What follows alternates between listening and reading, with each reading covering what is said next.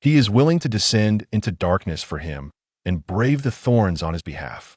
Beneath the shadows of Hogwarts, Caius Zorvan, the elegant yet cold-blooded heir of pure blood lineage, fixated his crimson gaze upon one individual, Draco Malfoy. From the very moment they met, Caius resolved that this proud platinum prince could only belong to him. He cherished him, indulged him, and shielded him from all adversity, regardless of whether it was Voldemort or even Draco's own father. Utter my name, little dragon, and I shall shatter these nuisances for you. Under Caius's protection, Draco transitioned from a spoiled young master to his singular treasure. He relished this unconditional favoritism, yet remained oblivious to the fact that Caius's love had long since become a twisted obsession. Cold showers, threats lurking in the shadows, and frosty warnings to any who dared to approach. You are mine, Draco Malfoy. Until death do us part, death shall not sever our bond. As Voldemort's shadow loomed over Hogwarts and Draco was compelled to bear an impossible burden, Caius wove an invisible web in the darkness. He ensured that his little dragon's hands remained untainted by blood, while still allowing him to emerge unscathed. When the sky falls, I shall bear the weight for you. In the aftermath of the war, he finally achieved his desires, claiming Draco entirely amidst the witness of thorns and roses. Henceforth, Zorvan Castle became the most opulent of prisons, with Draco as his eternal indulgence. Chapter 1. The Crimson Gaze on the Express. Platform 9 3/4 buzzed with its usual clamor. Amidst the swirling steam, various wizarding families enacted their farewells. However, when that silhouette appeared at the edge of the platform, an invisible barrier seemed to lower the surrounding noise by several decibels. Caius Zorvan stood there, clad in a perfectly tailored emerald green robe, the fabric shimmering subtly in the sunlight, accentuating his pale complexion. His waist-length black hair flowed like raven feathers, simply tied back with a silver hairband, with a few stray strands framing his sharply defined jawline. Most striking were his eyes, profound and frigid, resembling solidified blood, radiating a pure, yet uncanny crimson hue. Merely standing there, he exuded an elegance steeped in ancient lineage, coupled with an aloofness that repelled others, surrounded by an almost imperceptible chill, akin to a moving iceberg or an elegant predator lurking in the dark. Draco Malfoy, puffing out his chest, reveled in the awe and envy of those around him, his platinum hair glistening in the sunlight. He was accustomed to being the center of attention, yet at this moment, a new, indescribable allure captivated him. The boy with black hair and red eyes magnetically drew his gaze. He had never encountered anyone like him, mysterious, powerful, and slightly dangerous, yet undeniably embodying everything Malfoy envisioned as noble. Father, who is that? Draco couldn't help but tug on Lucius Malfoy's sleeve, curiosity and appraisal flickering in his gray-blue eyes. Lucius followed his son's gaze, the serpent-headed wand lightly tapping the ground, a hint of gravity crossing his features. The heir of the Zorvan family, Caius Zorvan. A very ancient and unique family, little dragon. Their roots run deep in the European continent. In England, they maintain a low profile, yet none dare to underestimate them. He paused for a moment, lowering his voice even further. It is rumored that his mother is the sole descendant of an exceedingly ancient pure-blood vampire lineage. Draco inhaled sharply, his gaze towards Carleil now imbued with a newfound brilliance. A vampire, a pure-blood. This was simply more extraordinary than anything Malfoy could have imagined. At that very moment, Carleil seemed to sense their scrutiny. His crimson eyes slowly shifted, precisely locking onto Draco. In the instant their gazes met, Draco felt as though his heart was gripped by an icy hand, before it curiously quickened its pace. In Carleil's eyes, there was no trace of the ordinary child's curiosity or shyness. Instead, there existed a near-examining inquiry, and an ineffable interest, as if he were appraising the value of an extraordinary treasure. He inclined his head slightly, his movements impeccably graceful, the corners of his lips curving into a faint, nearly imperceptible smile. Draco instinctively straightened his back, striving to emulate his father's haughty demeanor, and modestly nodded in response. He sensed his father's hand on his shoulder tighten ever so slightly. The whistle of the platform echoed, interrupting this silent confrontation. Under the watchful eyes of his parents and the clumsy entourage of Crabbe and Goyle, Draco boarded the Hogwarts Express. He instinctively searched the crowded corridor for that familiar figure. Finally, in a half-open empty compartment, he beheld Carleil Zorvan. Alone, he was elegantly engrossed in a weighty tome with an antiquated cover. The play of light and shadow outside danced upon his flawless profile, serene as a figure from a painting. Draco took a deep breath and pushed open the compartment door. "Is anyone here?" He endeavored to make his voice resonate with the same calm assurance as his father's. Carleil lifted his gaze, his crimson orbs once more fixating on Draco, a look that seemed to carry tangible weight. "At present, there is no one, Mr. Malfoy." His voice was cool and melodious, imbued with a peculiar rhythm. "Please, make yourself comfortable." Draco entered with Crabbe and Goyle, seating himself opposite Carleil. The atmosphere in the compartment felt as though it had thinned and chilled due to Carlyle's presence. Crabbe and Goyle appeared somewhat uneasy, instinctively intimidated by Carleil. "I am Draco Malfoy," Draco initiated, attempting to seize the initiative, his platinum blonde head held slightly aloft.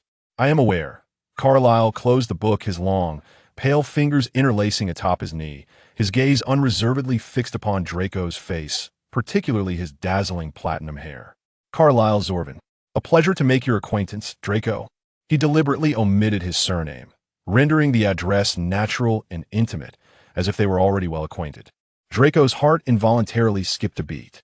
He endeavored to dismiss the oppressive sensation emanating from those red eyes and commenced his usual socializing routine. He spoke of the Quidditch World Cup his father Lucius had procured top-tier box tickets, boasted about the Malfoy manor, and casually disparaged a few of the disreputable families he had heard his father mention, such as the Weasleys. Crabbe and Goyle provided timely, supportive laughter. Throughout, Carleil listened intently, his crimson eyes neither expressing agreement nor dissent, only a profound understanding that seemed to perceive everything, occasionally flickering with a barely discernible intrigue. When Draco reached an excited crescendo, his cheeks slightly flushed, Carlyle's gaze lingered a moment longer on his face. When Draco mentioned Potter, that boy who lived, Carlyle's subtle smile seemed to deepen. "Potter? A savior raised among muggles?" Carlyle's voice held a note of languid sarcasm. "He sounds like an overhyped source of trouble." However, a Malfoy, he leaned forward slightly, his red eyes fixed intently on Draco, is evidently far more intriguing. These words instantly filled Draco with a sense of exhilarating validation, as if he had received some exalted form of acknowledgement. Chapter 2. The Belonging of Slytherin and the Silent Enclosure. During the sorting ceremony, as Professor McGonagall called out Draco Malfoy, the sorting hat had scarcely brushed against his platinum locks before it shrieked, "Slytherin!" Draco strode triumphantly towards the green and silver table, earning a rapturous applause. Next was Carleil Zorvan. For a fleeting moment, the hall seemed to hold its breath. The dark-haired youth advanced with measured grace, donning the tattered hat. The hat remained silent for an unusually long duration, as if meticulously discerning something. At the Slytherin table, Draco found himself holding his breath. Finally, the hat proclaimed loudly, "Slytherin." The applause erupted once more, yet this time it was laced with curiosity and intrigue. Carleil approached the Slytherin table, his gaze precisely skimming the crowd before settling on the vacant seat beside Draco. A second-year student, who had been seated next to Draco, instinctively flinched at the sight of those unfeeling scarlet eyes and quietly shifted away. Carleil naturally took the seat next to Draco, as if it had been destined for him. Draco felt an unusual sense of satisfaction. He relished this special treatment, particularly when it came from someone like Carleil Zorvan. Thus began the life of Slytherin. The name Carleil Zorvan swiftly became legendary among both the newcomers and older students. He excelled academically, particularly in charms, potions, and the dark arts, exuding a composure and authority that belied his youth. The professors treated him with a blend of courtesy and caution. Even Professor Snape's typically indifferent black eyes revealed a hint of scrutiny and subtle regard when directed at Carleil. To Draco, however, Carleil presented a distinctly different persona. Draco soon discovered that whenever he expressed a fondness for something, be it the latest Honeyduke's fudge, the Nimbus 2000 displayed in the Quidditch shop window, far exceeding the clean sweep 7 his father had promised him, or a rare tome in the library, such items would inevitably appear on his bedside table or desk in the most natural of manners. There were no superfluous words. Only Carleil's calm crimson gaze as if to say, "Take it, it belongs to you." Initially hesitant, Draco soon accepted these gifts with a sense of entitlement. The sensation was far more gratifying than soliciting his father, for Carleil's offerings carried an unspoken indulgence and affirmation that he deserved the best. Conflict was, however, inevitable, especially with the Gryffindor trio of Harry Potter, Ron Weasley, and Hermione Granger. Following a potions class, Draco could not resist taunting Potter and Weasley with jibes about Scarhead, Ginger Rat, and Mudblood.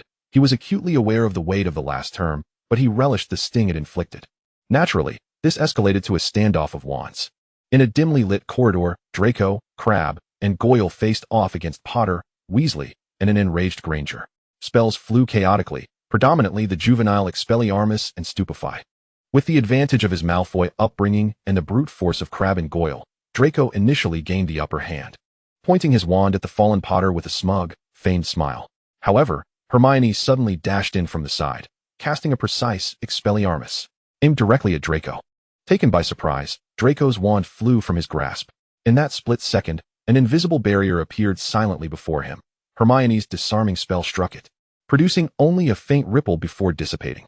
Then, a chilling voice echoed behind Draco, laced with a hint of languid mockery. Little dragon, disarmed by such trivial tricks? Carleil had appeared behind Draco, casually draping an arm over his shoulder, half shielding him from view. He didn't even draw his wand, merely surveying the astonished trio with his scarlet eyes, akin to one observing a few presumptuous ants. Draco's face flushed instantly, a mixture of embarrassment and an odd sense of reassurance. He glared indignantly at Hermione. Carleil leaned slightly closer, his warm breath brushing against Draco's ear as he spoke in a low, enticing tone. "Call me brother, and I shall deal with this bothersome lot for you. How does that sound?" His voice was soft yet clear enough for Potter and his friends to hear. Harry tightened his grip on his wand. Ron's hair seemed to bristle with fury, and Hermione watched Carleil warily, her eyes filled with disbelief and deeper apprehension. For the first time, they clearly perceived that standing behind Draco Malfoy was not merely a pair of dim-witted enforcers like Crabbe and Goyle, but a figure of unfathomable depth, elegance, and latent peril. That sensation was far more suffocating than facing Snape's vexations. Draco's heart raced within his chest, not from fear, but from a thrilling vanity born of being shielded by such formidable power. He lifted his chin, his gray-blue eyes defiantly meeting Harry Potter's gaze, then distinctly heard himself say, in a tone tinged with playful arrogance, "Brother Carleil, they've sullied my robes." A rich, dark pleasure flickered in Carleil Zorvan's scarlet eyes, his lips curling into a truly chilling smile. "As you wish." Chapter 3, Undercurrents and a Night of Cold Showers. Carleil Zorvan's intervention was never one of brute force. He didn't utter a single aggressive spell. He merely raised a finger nonchalantly, and the smooth stone floor beneath Potter and Weasley transformed into a layer of invisible, treacherously sticky grease. The two stumbled, falling clumsily to the ground, their wands slipping from their grasp once more.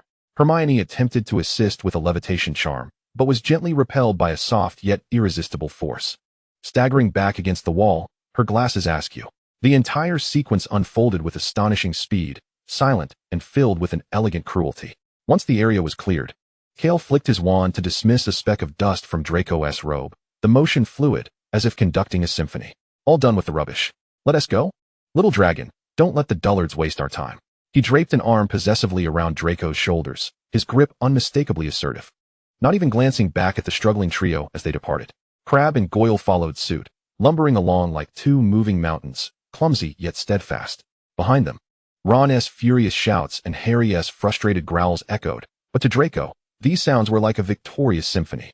Leaning against Carleil, he felt the warmth of the other's arm, a stark contrast to his own icy demeanor, accompanied by the lingering scent of a refreshing pine fragrance unique to Carleil, filling him with an unprecedented sense of satisfaction and security. For the first time, he distinctly recognized how intoxicating it was to possess Carleil Zorvan's protection. He even began to relish and savor those gestures of possessive intimacy. Upon returning to the lavish dormitory that belonged to him, and soon, almost equally to him and Carleil, in the Slytherin common room, Draco excitedly recounted Carleil's earlier display of prowess against Potter and his friends. Carleil sat in an armchair by the window, his scarlet eyes reflecting the flickering light of the fireplace, deep and inscrutable. He listened quietly, his fingertips absent-mindedly toying with an ancient Zorvan family crest ring. That Granger, her expression was simply splendid. Draco beamed, his gray-blue eyes sparkling. Unbeknownst to him, at that moment, he appeared to Carleil as a peacock flaunting its splendid feathers, proud and irresistibly alluring. Carlisle's gaze swept over the boy's cheeks, flushed with excitement, settling upon his slightly parted, pale lips. An unfamiliar, searing restlessness surged unexpectedly from his lower abdomen, rapidly spreading to his limbs and igniting a near-destructive desire to utterly crush and consume the dazzling platinum figure before him, marking it with his own indelible seal. He clenched the ring in his hand tightly, his knuckles whitening from the force, forcibly suppressing the overwhelming impulse. Beneath the crimson depths of his eyes, a suppressed tide of dark emotions churned. She truly does not know her limits. Carleil's voice emerged, lower and more husky than usual. Rising to his feet, he noted the time. It was late, and he urged, "Rest early, my little dragon." He raised his hand, seemingly in a casual gesture, to ruffle Draco's soft platinum hair. The action imbued with affection, though his fingertips trembled slightly. Draco, unsuspecting, nodded in response. "Good night, Carleil." "Good night." Carleil turned, striding toward the bathroom door that connected to his own quarters. As the heir of the Zabani family, he enjoyed a suite with an en-suite bathroom. The icy, biting water cascaded from the showerhead, instantly drenching Carleil's dark hair and his bare, well-defined physique. Water droplets glided down his pale skin, evaporating into a ghostly mist. He tilted his head back, tightly shutting his eyes, the crimson lashes dampened by water, adhering to his alabaster cheeks. The frigid water washed over him. Yet it could not extinguish the flame of desire and possessiveness ignited within him by Draco. That flame scorched his reason, clamoring for him to return to the side of the platinum boy, who exuded the fragrance of tart apples, to declare his ownership in the most direct manner. Still too young, Carleil's deep voice barely penetrated the sound of the rushing water, laced with suppressed pain and utmost restraint. My little dragon is still too young. He needed to wait. Wait for his treasure to truly mature, await the perfect ceremony crafted by his own hands. Until then, all desire, all dark thoughts, all madness must be relentlessly subdued by the cold torrent, time and again. Outside, Draco lay on the soft four-poster bed, reflecting on the peculiar tenderness with which Carleil had tousled his hair, a hint of confusion flickering across his mind before he quickly succumbed to sweet dreams. He remained unaware that only a wall separated him from his powerful, elegant brother, Carleil, who was enduring a torturous battle of ice and fire. He had no inkling that when those scarlet eyes opened amidst the cold mist, they churned with a profound, obsessive desire potent enough to instill fear in anyone. That gaze pierced through the vapor, as if penetrating the very wall, locking onto the slumbering platinum boy, silently proclaiming an unalterable truth. Draco Malfoy had been, from the moment of their first meeting, the sole treasure that Carleil Zabani was destined to claim for himself. Any entity attempting to lay a hand upon or harm this treasure would be eradicated, silently and thoroughly. In the frigid bathroom, only the sound of water and his restrained breaths remained, alongside the twisted, fervent love blossoming wildly in the darkness, awaiting its moment to break free. Chapter 4. Desires and Cold Water Beneath the Christmas Starlight. Hogwarts Castle had been enchanted, with immense ice pillars suspended like crystal chandeliers along the corridors, and magical snowflakes dancing lightly in the warm air without melting. The great hall was adorned as though it were a winter palace from a fairy tale, with 4 long tables replaced by exquisitely small round tables embellished with ice crystals and holly. The air was filled with a melange of pine needles, roasted chestnuts, and high-end perfumes. The Christmas ball was the most grand social event of the academic year at Hogwarts. Draco Malfoy stood before the floor-length mirror in the Slytherin common room, meticulously arranging every fold of his silver-green robe. The fabric was made of luxurious ice silk, shimmering like mercury under the light, perfectly accentuating his increasingly tall stature and platinum hair. He had deliberately applied some hair gel, allowing a few rebellious strands to hang over his forehead. The boy in the mirror had shed some of his childish innocence, revealing the pride and burgeoning handsomeness characteristic of the Malfoy heir. He smirked in satisfaction, his gray-blue eyes sparkling with anticipation. He certainly knew who his dance partner would be. Who else but Carleil Zabani could be worthy of extending an invitation to a Malfoy? Or rather, who besides Draco Malfoy had the right to stand beside the young master of the Zabani family? As if to affirm his thoughts, the heavy door of the common room slid open silently. Carleil entered. Draco's breath caught slightly. Carleil had eschewed the traditional robe, opting instead for a perfectly tailored black bespoke suit. The fabric was a matte, heavy silk that seemed to absorb the light, with the dark thorn and rose emblem of the Zabani family subtly outlined at the collar and cuffs.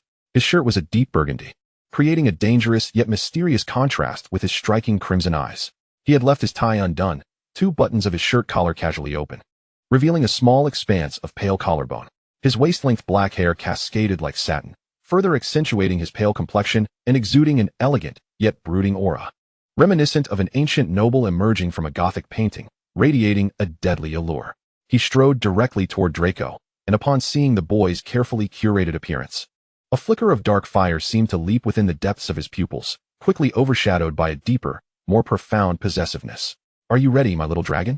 Carleile's voice was lower and more gravelly than usual, imbued with an intriguing magnetism. He extended his hand, long fingers elegantly defined, palm up, presenting an invitation that was impossible to refuse. Draco's heart inexplicably quickened as he placed his hand into Carleile's grasp. Carleile's hand was cold, yet that chill ignited a warmth within Draco's palm. Carleile's fingers closed around Draco's hand, enveloping it entirely, the grip firm with a declaration of ownership. Of course, Draco endeavored to maintain his voice with the usual arrogance, yet the inflection betrayed a hint of tension and exhilaration. As they entered the great hall side by side, they nearly captured the gaze of every attendee. The combination of platinum and dark hair, one proud as a prince and the other elegant and mysterious like a lord of the night, created a striking contrast that was oddly harmonious. Whispers of admiration and astonishment filled the air, while the boys regarded them with awe or envy. Carleil appeared oblivious to the surrounding attention, his focus solely on the shimmering presence beside him. Draco, however, stood tall, his gray-blue eyes scanning the crowd, reveling in the moment of being the center of attention, particularly relishing the sight of Potter clad in that hideous robe, resembling something a house elf might weave, alongside that giggling Ravenclaw girl, Cho Chang. A smirk of triumph almost spilling over his lips. The ball commenced. Carleil glided Draco onto the dance floor. His hand rested confidently on Draco's lower back, the cool silk fabric accentuating the warmth and strength of his palm. Draco followed Carleile's lead, somewhat stiffly. His movements were those of a Malfoy, fluid and precise. Yet under the weight of Carleile's commanding presence and that intensely predatory gaze, he felt ensnared like a butterfly caught in a web. Carleile's dance was flawless, each turn and step radiating an air of mastery. He lowered his head slightly, his crimson eyes locking onto Draco's evasive gray-blue ones. His voice a low murmur in his ear, "Don't be nervous, just follow my lead." Draco could feel Carleile's warm breath caress his ear and neck, sending shivers coursing through him. The cacophony of music and voices surrounding them seemed to fade into a blur, leaving only the crisp scent of pine resin emanating from Carleil and the increasingly palpable warmth radiating from his palm through the fabric. After a few dances, Draco's cheeks flushed with a rosy hue. Whether from exertion or some other cause remained uncertain. Carleile's gaze deepened, as if he sought to draw the very essence of the person before him into his being. As a gentle waltz began to play, Carleile's arm tightened slightly, pulling Draco closer, their proximity such that Draco could clearly see his own small reflection in Carleile's crimson eyes, so near that he could feel the rise and fall of their chests in unison. Carleile's voice, rough yet fervent, carried an undercurrent of suppressed desire. Draco's heart raced like a drum, and he instinctively lifted his gaze to Carleil, his gray-blue eyes betraying a hint of unrecognized anticipation. That gaze brushed against Carleile's taut nerves like a feather. At that moment, an oblivious boy from Durmstrang, drawn by Draco's radiant presence, approached with 2 mugs of butterbeer, attempting to invite Draco for a drink. He had barely unveiled what he deemed a charming smile, not even having the chance to speak. In an instant, a frigid, piercing glare imbued with lethal intent fixed upon him. Carleil did not fully turn. He merely cast a sidelong glance. That gaze, blood-red as it was, icy as an abyss, brimmed with an unmistakable warning and a chilling command to retreat. The smile on the Durmstrang boy's face froze, his complexion paling to a ghostly white, as if an invisible serpent had coiled around his throat, cold sweat instantly soaking his back. His hand trembled violently, spilling some of the butterbeer. He dared not utter a syllable, nearly scrambling away into the crowd. Draco merely observed the boy's hasty retreat, furrowing his brow in confusion. What was wrong with him? As Carleil withdrew his gaze and turned to Draco, the coldness melted away, leaving only a focused tenderness and the deep-seated undercurrent of suppressed turmoil. "It's nothing. Merely an inconsequential insect," he remarked dismissively, yet his hand tightened possessively around Draco's waist, as if to reclaim the territory disturbed moments ago. Draco refrained from further inquiries. Sensing Carleile's palm felt even hotter, that intense warmth seeping through the thin fabric of his formal attire, nearly branding his skin. He shifted uncomfortably. "Are you tired?" Carleil perceptively noted his subtle movements. "A bit," Draco nodded, the clamor of the dance floor and Carleile's closeness inducing a slight dizziness akin to inebriation. "Shall we step outside for some fresh air?" Carleil proposed, his voice laced with a barely perceptible tension. The two quietly departed the raucous hall, finding solace on a secluded terrace of the castle. Here, far removed from the revelry, Only the cool moonlight cascaded over the snow-dusted railing, the air crisp and invigorating. Draco approached the edge, inhaling the frigid air deeply, feeling the warmth on his face dissipate. He gazed at the foreboding outline of the forbidden forest and the warm glow emanating from the castle windows, his mood settling into tranquility. Carleil stood half a step behind him, his gaze unwaveringly fixed upon Draco's profile, delicately illuminated by the moonlight. The platinum strands of hair shimmered like silver under the cold light, long lashes casting gentle shadows upon his pale cheeks. And his softly pursed lips resembled a tempting fruit awaiting to be savored. The unique aura of youth, caught between innocence and maturity. Mingled with a hint of green apple fragrance, the scent of Draco's usual hair gel, wafting tantalizingly to Carleil's senses. The desires forcibly suppressed in the dance hall now roared forth, unshackled like a beast escaping its cage under the untroubled stillness of the moonlight. That slender waist, that elegant neck, those slightly parted, alluringly colored lips silently beckoned him. His breath grew labored, the depths of his crimson eyes swirling with tumultuous undercurrents. The icy exterior melting away under the flames raging within. He slowly stepped closer, his body nearly brushing against Draco's back. A hand, imbued with searing heat and irresistible force, gently grasped Draco's wrist as he leaned against the railing. Draco froze, abruptly turning to face Carleil, his gray-blue eyes wide with astonishment and bewilderment, colliding with Carleil's fathomless, desire-laden crimson gaze. That look no longer bore the usual indulgence or languor. Instead, it was filled with a raw, unbridled longing to consume him. Carleil? Draco's voice quivered with an unrecognized tremor. Carleil offered no reply. His other hand caressed Draco's cheek, the chill of his fingertips meeting the warmth of Draco's delicate skin, igniting a wave of intense shivers. He inclined slightly, his gaze fixated on Draco's pale lips, their closeness allowing Draco to feel the heat of his breath.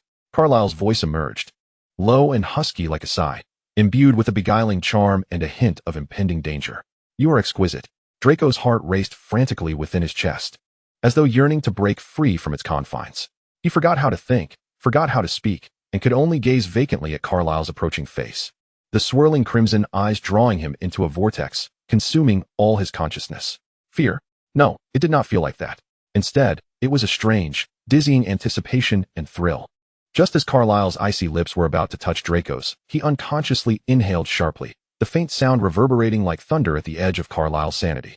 He abruptly halted, a flicker of intense struggle and anguish flashing across his crimson gaze. His fingertips dug deeply into his palm, nearly piercing the skin. He looked at Draco's face, so close and imbued with innocence and a hint of daze. That youthful countenance, not yet fully shed of its boyish charm, doused the flames raging within him like a bucket of icy water. He is still too young. This thought struck him like a brand, instantly overwhelming all desire. He could not, at least not now, not here. He wished to give Draco the most perfect first experience, after he rightfully possessed him. Not in the cold of a terrace, amidst the interlude of a boisterous ball. Carleil abruptly stepped back, widening the perilous chasm between them. He quickly lowered his gaze, thick crimson lashes obscuring the tumult of desire and forcibly suppressed anguish in his eyes. When he lifted his gaze again, only the familiar, gently weary tenderness, disguised almost perfectly, remained. I apologize, little dragon. The air is too chilly, you mustn't catch a cold. Shall we return? Draco lingered in the aftermath of their electrifying exchange, gazing at Carleil in a daze. He sensed something significant had slipped past him, leaving a hollow, ineffable sensation in its wake. He looked at Carleil's outstretched hand, steady yet the fingertips felt even colder than before. After a moment's hesitation, he placed his hand in Carleil's. Carleil's grip tightened immediately, with a force that caused Draco mild discomfort, yet he did not pull away. Upon returning to the warm hall, the raucous voices and bright lights swiftly jolted Draco back to reality, relegating the recent events to a mere fleeting incident. He was soon surrounded by other Slytherin classmates, reveling in the remnants of the ball. Meanwhile, Carleil silently vanished once more into the depths of the corridor leading to the dormitories. Chapter 5. Odes amidst cold water and shadows. In the exclusive sweet bathroom of Zorvan, the icy water cascaded down like countless steel needles, mercilessly piercing through Carleil's bare skin and muscles. He leaned against the frigid porcelain wall, tilting his head back, allowing the biting cold water to wash over him from above. His long, dark hair clung damply to his pallid cheeks and broad shoulders, the water flowing sinuously along the contours of his taut physique. His eyes were tightly shut, teeth clenched, and his jawline was taut as if chiseled from stone. The frigid sensation seeped into his skin, Yet it did nothing to extinguish the fervent blaze of desire and possessiveness ignited within him by Draco. This fire scorched his very insides, consuming his reason, more intensely than any cold shower he had ever experienced before. The scene on the terrace replayed incessantly in his mind. Draco's profile bathed in moonlight, his astonished, bewildered gray-blue eyes as he turned, the near proximity of his pale, slightly parted lips, and the almost soul-quaking touch of his fingertips against that warm, delicate skin. A suppressed, anguished growl escaped through Carleil's gritted teeth. He slammed his fist against the icy tiled wall, the skin on his knuckles breaking open and oozing blood, which was swiftly washed away by the cold water. That trivial pain paled in comparison to the insatiable longing burning within him. His crimson eyes suddenly flung open amidst the curtain of water, revealing a tempest not of his usual calm and calculated demeanor, but rather a raw, almost frenzied possessiveness and an agonizing repression. That gaze pierced through the mist, as if transcending walls and space, locking onto the oblivious platinum youth within the hall. He whispered Draco's name, his voice gravelly like sandpaper, imbued with a morbid obsession and profound torment. You are mine, and only mine. The cold water cascaded over his searing body, yet it could not quench the smoldering ember of desire in his eyes. That flame was a yearning deeply embedded in his bones for Draco, a chilling intent towards all potential rivals, including Lucius, and an almost obsessive anticipation for the moment he could possess Draco entirely. Soon, Carleil murmured to himself, his crimson gaze shimmering with a dangerous and resolute light amidst the cold mist. Just wait a little longer, my little dragon. I shall grant you the most exquisite wedding, the most perfect first night before then. He lowered his gaze to his trembling hands, quivering slightly from desire and restraint, his fingertips seemingly still retaining the warmth of Draco's cheek. I will endure with this damned water, he self-deprecatingly smirked, that smile as cold and twisted as ice. As for those unwelcome pests and that stubborn father-in-law, Carleil's expression swiftly morphed into one of chilling malice. The previous pangs of desire were supplanted by a deeper, more ruthless cruelty belonging to a master. He recalled Lucius Malfoy, the man attempting to obstruct him from Draco. An unmistakable glimmer of murderous intent flickered in his crimson depths. If persuasion fails, Carleil's voice was barely above a whisper, yet imbued with a chilling finality. Then he must simply vanish. For Draco, replacing a Malfoy patriarch is hardly a daunting task. The cold water continued to cascade, enveloping the bathroom in a shroud of chill and mist. Carleil Zorvan stood amidst the curtain of water, akin to a cold and lethal sculpture, half of him consumed by the flames of desire, the other half doused by the icy waters of reason and strategy. The one constant remained. His eyes harbored a pathological and obsessive longing for Draco Malfoy. This love, akin to a rose entwined with thorns, was beautiful and fragrant, yet bore deadly spikes. And Carleil was ever prepared to pierce through all obstacles for his platinum rose, employing either gentle subterfuge or the most ruthless of means. The ambiguous stirrings on the terrace were forcefully suppressed, leaving behind a tumultuous current within Carleil's heart and an unwavering, unchangeable vow of possession. The starlight of the ball had dimmed, while the hunt and protection belonging to the young master of Zorvan had only just entered a more intense and perilous phase. He required greater strength, more intricate planning, to ensure that his treasure would ultimately rest solely in his embrace, eternally ensnared. Chapter 6. The Storm at Malfoy Manor. The Malfoy Manor during the Christmas holidays was enveloped in a lavish yet oppressive atmosphere. The flames in the fireplace roared fiercely, yet could not dispel the chill that pervaded the study. Draco reclined on the plush sofa, absent-mindedly toying with the latest magical cufflinks gifted to him by Carleil, set with perfectly cut black diamonds, automatically adjusting to sleeve size. His gray-blue eyes unfocused as they gazed at the flickering fire. He had just endured a rather unpleasant conversation with his father, Lucius. Little dragon, you must maintain your distance from that Zorvan. Lucius's voice was laden with undeniable severity, the serpent-headed cane striking heavily against the carpet, producing a dull thud. A man? A half-vampire, no less. This is utterly intolerable. The heir of the Malfoy family can never. What's wrong with Carleil? Draco shot up, his platinum hair nearly bristling as if he had been stepped on. He is stronger than anyone, 100 times stronger than Potter and his scar. The Firebolt 2001 he gifted me is far faster than your Clean Sweep 7. Draco, Lucius interrupted sharply, a faint flush of anger rising to his pale face. This is not about brooms. This concerns the future of the Malfoy family. Your future, do you not comprehend? Entangling with a man. How will the entire Pureblood community perceive us? And that's Zorvan. A flicker of deep apprehension crossed Lucius's eyes. He is too dangerous. I have seen the way he looks at you. It is not normal affection. It is, what is it? Draco stood, his chest heaving. His gray-blue eyes filled with offended fury and unwavering defense for Carleil. Carleil treats me the best. He gives me everything. When Potter and the others bully me, he is the one who helps me. He is better than you. He abruptly halted his words, but the accusation in his eyes spoke volumes in Draco's heart. The protection and indulgence Carleil offered transcended that of his stern father. You, Lucius trembled with rage, pointing at Draco, momentarily at a loss for words. He gazed at his son's eyes, filled with nearly blind trust and dependence, a chill creeping up from his heart. He understood the power play all too well. Carleil Zorvan's subtle control and infiltration were far more terrifying than any brutal invasion.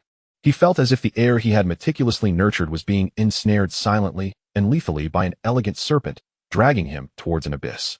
Return to your room. Without my permission, you are not to contact that Zorvan again. Lucius ultimately issued a firm command. Draco shot an angry glare at his father. Clenching the cufflinks in his hand, the cold sensation seemingly infused with Carleil's strength. He whirled around, his platinum hair casting an angry arc as he slammed the door behind him. The study was left with only Lucius's heavy breaths and the crackling of the fire. He wearily sank back into the high-backed chair, pressing his fingers against his throbbing temples. Narcissa quietly entered, holding a cup of hot tea, her beautiful face etched with worry. Lucius, she softly called, placing the teacup before her husband. Narcissa, did you see? Lucius's voice was fraught with frustration and anxiety. Draco. He has been bewitched by that monster. We must put a stop to this. But he is still just a child. Narcissa's voice was gentle, laced with a mother-s instinct. Yet that's Zorvan, Carleil Zorvan. The way he looks at Draco. She paused, recalling the fleeting glances Carleil had cast at Draco during the ball and within the manor. It was not mere infatuation, Lucius. It was a brand. It seemed as though Draco had belonged to him from the very depths of his soul. She turned to her husband. Do you truly believe that we, by ourselves, can thwart the desires of the heir of the Zabini family? Especially when he is so resolutely determined. Lucius fell silent, his expression growing increasingly grim.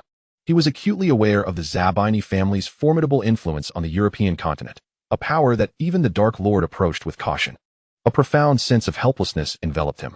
He lifted his teacup, his hand trembling slightly. Chapter 7. The Visit from Zabini and the Cold Fangs. Draco had locked himself in his room, anger and grievance gnawing at his heart like a venomous serpent. He seized the two-way mirror, a gift from Carleil, clearer and more stable than ordinary ones, and nearly cried out, his voice choked with emotion. Carleil. Father. He. On the other end of the mirror.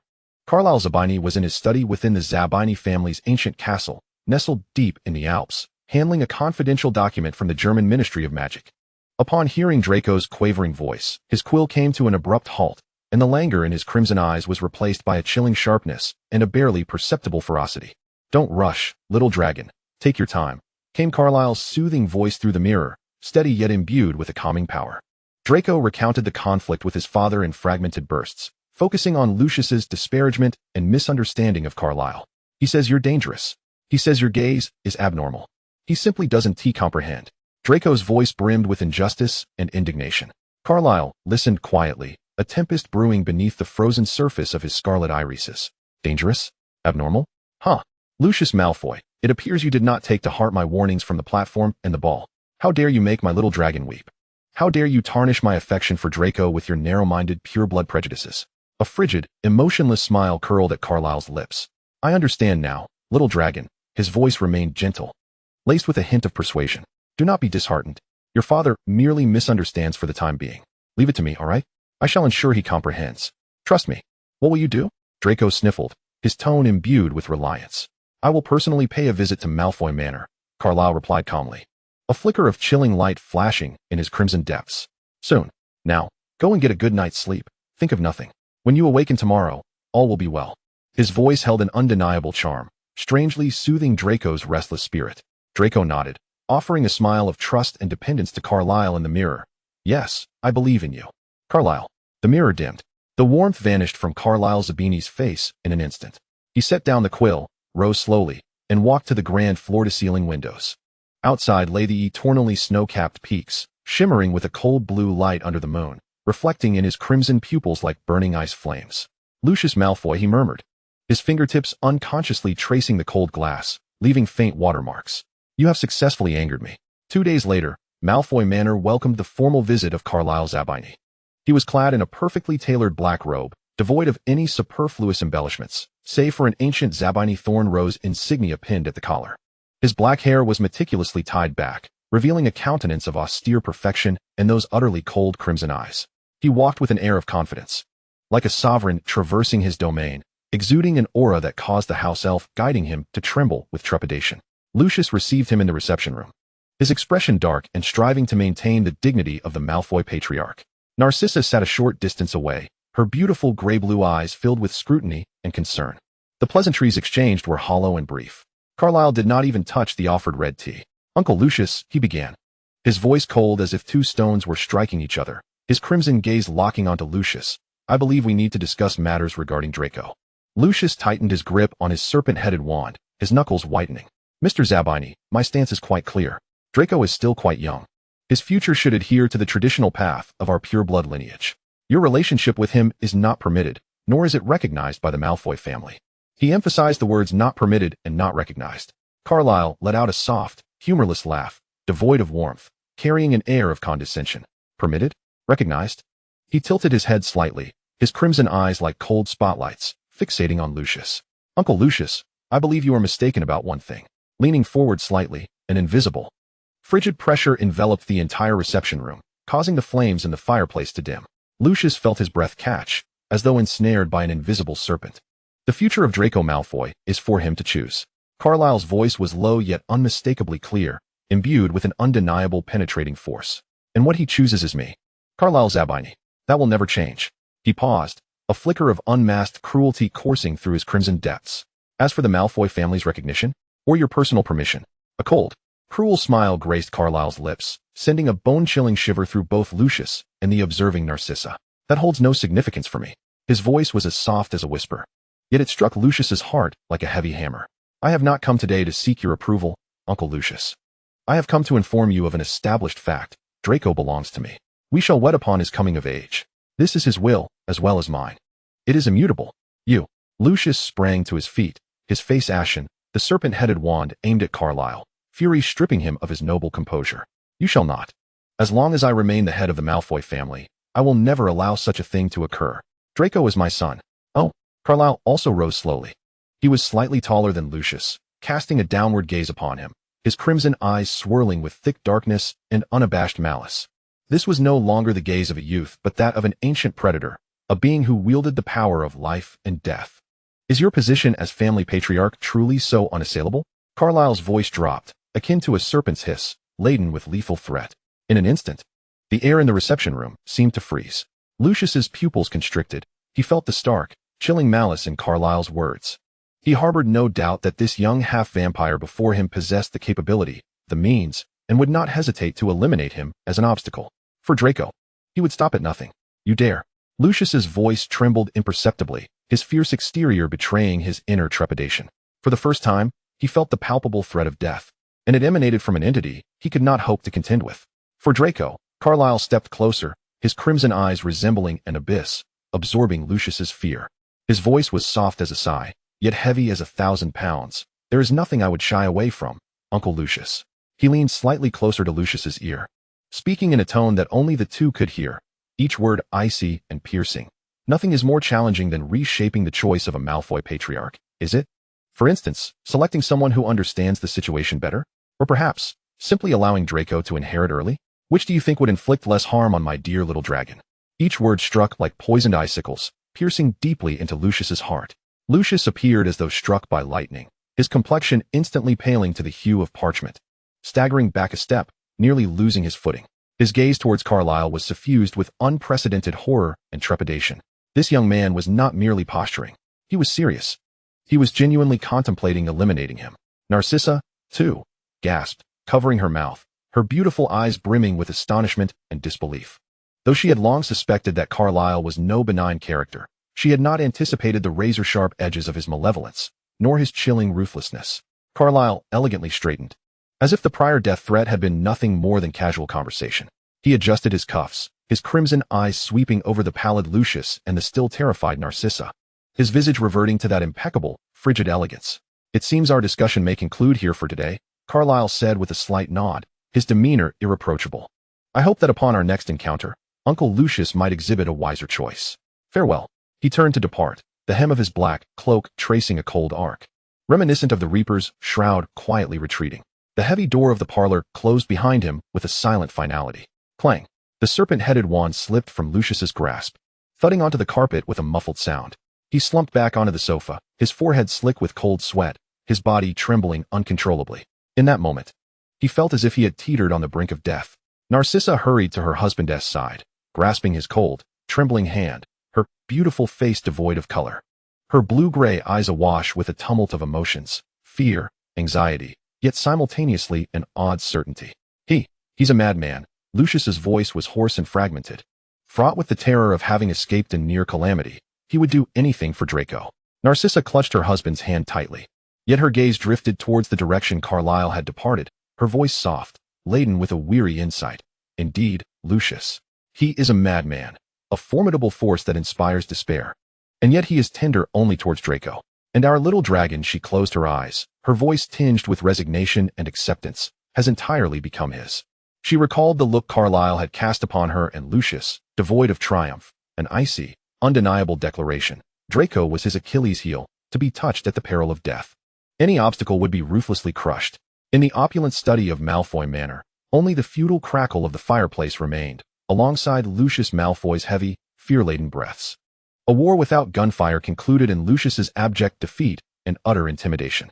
Carleil's threats, delivered with his signature elegance, coldness, and lethality, had thoroughly cleared the path to Draco by eliminating the hindrance posed by his father-in-law. Chapter 8. A refuge in the shadow of OWLs and the first kiss. Hogwarts was suffused with an oppressive atmosphere more palpable than ever. The weight of the OWL's ordinary wizarding levels loomed like a heavy boulder above every fifth-year student. Umbridge's nauseating pink dominion and her educational decrees coiled around the castle like vines, stifling freedom and laughter. Yet, even more suffocating were the corridors, the newspapers, and the worried letters from parents, increasingly mentioning that name, Voldemort. The Dark Lord had returned. For Draco Malfoy, this pressure was doubled, even tripled. The burdensome coursework for the OWLs left him in a state of turmoil, particularly in potions, where Professor Snape's expectations were nearly draconian. Umbridge's toad-like foolishness and her oppressive policies vexed and disgusted him, yet he was compelled to feign compliance for the sake of Slytherin's points and his family's standing. The heaviest shackles, however, came from Malfoy Manor. His father, Lucius, found his position precarious following Voldemort's return, the Dark Lord's wrath and punishment hanging like the sword of Damocles. Draco had been roused more than once in the dead of night by the wearied, anxious, even frightened voice of his father echoing from the two-way mirror. Lucius silently transferred a portion of his pressure and expectations for atonement onto his only son. Those vague admonitions regarding family honor and the insinuation that serving the Dark Lord was a mark of distinction coiled around Draco's heart like a cold serpent. He was no longer the spoiled young master who merely needed to flaunt his broom and provoke Potter. He was forced to confront the harsh realities and darkness of adulthood prematurely, a darkness so burdensome it nearly crushed him. Useless. You can't even brew a simple calming draught. Was this how Lucius intended to instruct his heir? Snape's cold and cutting voice reverberated in the underground potions classroom, striking Draco's taut nerves like a whip. The potion that should have exhibited a perfect pearlescent sheen now bubbled ominously in a murky gray-green, emitting foreboding bubbles. Draco bit down hard on his lip, his gray-blue eyes brimming with humiliation, anger, and a profound sense of helplessness. Crabbe and Goyle behind him fell silent. The surrounding Gryffindors, especially Potter and Weasley, reveled in their glee, their mocking gazes piercing into his back like needles. 0 points, Malfoy. Snape's black robes billowed like a great bat sweeping past his workstation, delivering a cold verdict. Stay after class and clean all the cauldrons. The bell tolling for the end of class sounded like a death knell. Draco stood numbly, watching his classmates file out, and when Potter passed him, that glance tinged with pity, which Draco perceived as the utmost insult, nearly triggered an explosion within him. He abruptly seized his failed potion and hurled it into the corner. The cauldron shattered, the viscous gray-green liquid splattering everywhere, releasing a noxious odor. Get out. Just get out. He shrieked at the empty classroom, his voice quaking with the edge of despair. All the pressures, the academic failures, his father's expectations, the shadow of the Dark Lord, the omnipresent oppression, culminated in an eruption at that moment. He slid down to the cold, damp stone floor, leaning against the frigid wall, his platinum head buried in his knees, his shoulders shaking violently. He felt an unprecedented sense of loneliness and fear. His father only imposed pressure, his mother was powerless far away in the manor, and Crabbe and Goyle were imbeciles. In the vast expanse of Hogwarts, he found no harbor of support. Just as the despairing darkness threatened to engulf him, a familiar, chilling presence enveloped him silently. Without a sound, Carleil appeared before him, his tall figure blocking the sole light source in the underground classroom, a dim wall lamp. Casting a reassuring shadow, he crouched down, meeting Draco's gaze at eye level. "Little dragon." Carleil's voice was deep and steady, a stabilizing force that pierced through Draco's chaotic thoughts in an instant. Draco shot his head up, tears welling in his gray-blue eyes, mingling with indignation, rage, and vulnerability. He beheld Carleil's eternally calm crimson gaze, now devoid of reproach or mockery, filled only with an unfathomable focus and a profound, unfamiliar tenderness. Carleil Draco's voice shattered, all his pretenses and pride crumbling in that moment. Like a lost child finally finding his way home, he lunged into Carleil's embrace, gripping the cold fabric of his cloak tightly, burying his face deep into the crook of his neck. Scalding tears instantly soaked Carleil's icy skin.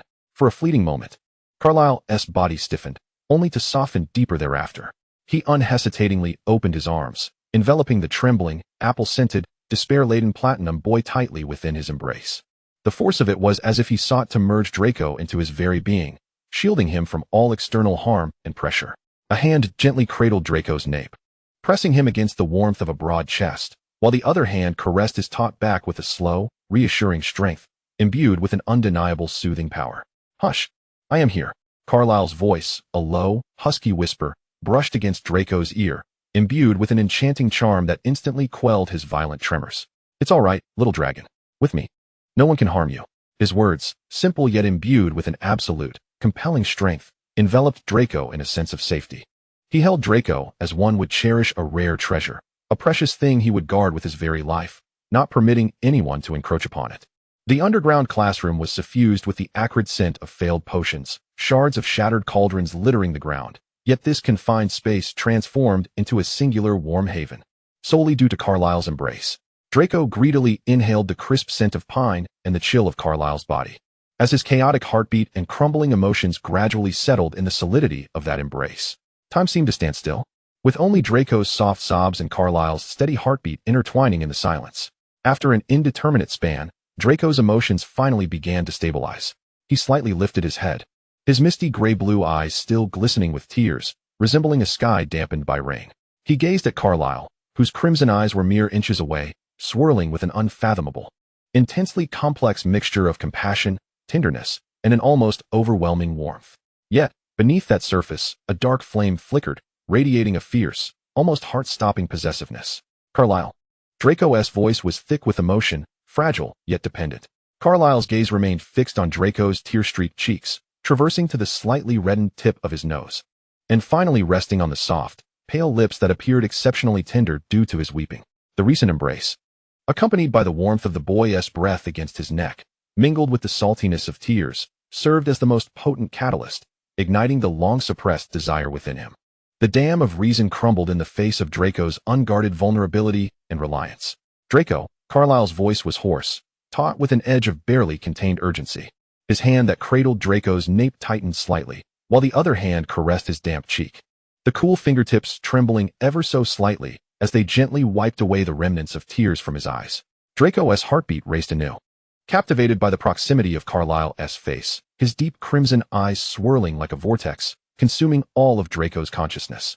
He forgot his tears, the burdens of the past, Voldemort, and the OWLs. The world shrank to the breathtaking visage of Carleil, his features magnified to an almost suffocating beauty, and those eyes that seemed to blaze with dark fire. In Draco's bewildered yet expectant gaze, Carleil's cool, pine-scented lips finally descended upon Draco's warm, supple ones with a resolute tenderness that declared ownership. Draco's body froze, his gray-blue eyes widening with disbelief. The icy sensation of Carleil's lips sent a jolt of electricity coursing through him, igniting a powerful shiver. It was a sensation utterly foreign, cold, soft, imbued with an inexplicable, dizzying magic. Initially, Carleil's kiss was restrained, tentative, merely brushing against Draco's lips, savoring that long-desired softness. Yet, Draco's momentary rigidity and soft whimper acted like sparks upon kindling, fully igniting his long-suppressed desires. No longer content with mere superficial contact, he parted his lips slightly, driven by an irresistible force and a bone-deep yearning, deepening the kiss. The cool tip of his tongue, exploratory in nature, gently pried open the slightly parted lips of the astonished Draco, slipping into the warmth of his mouth. Draco's breath was stolen away, his mind blank. He passively surrendered to the sudden, possessive kiss, the unfamiliar sensations cascading over him, leaving him weak and breathless. Clinging helplessly to Carleil's shoulders, his fingertips sinking into the cool fabric of his robes.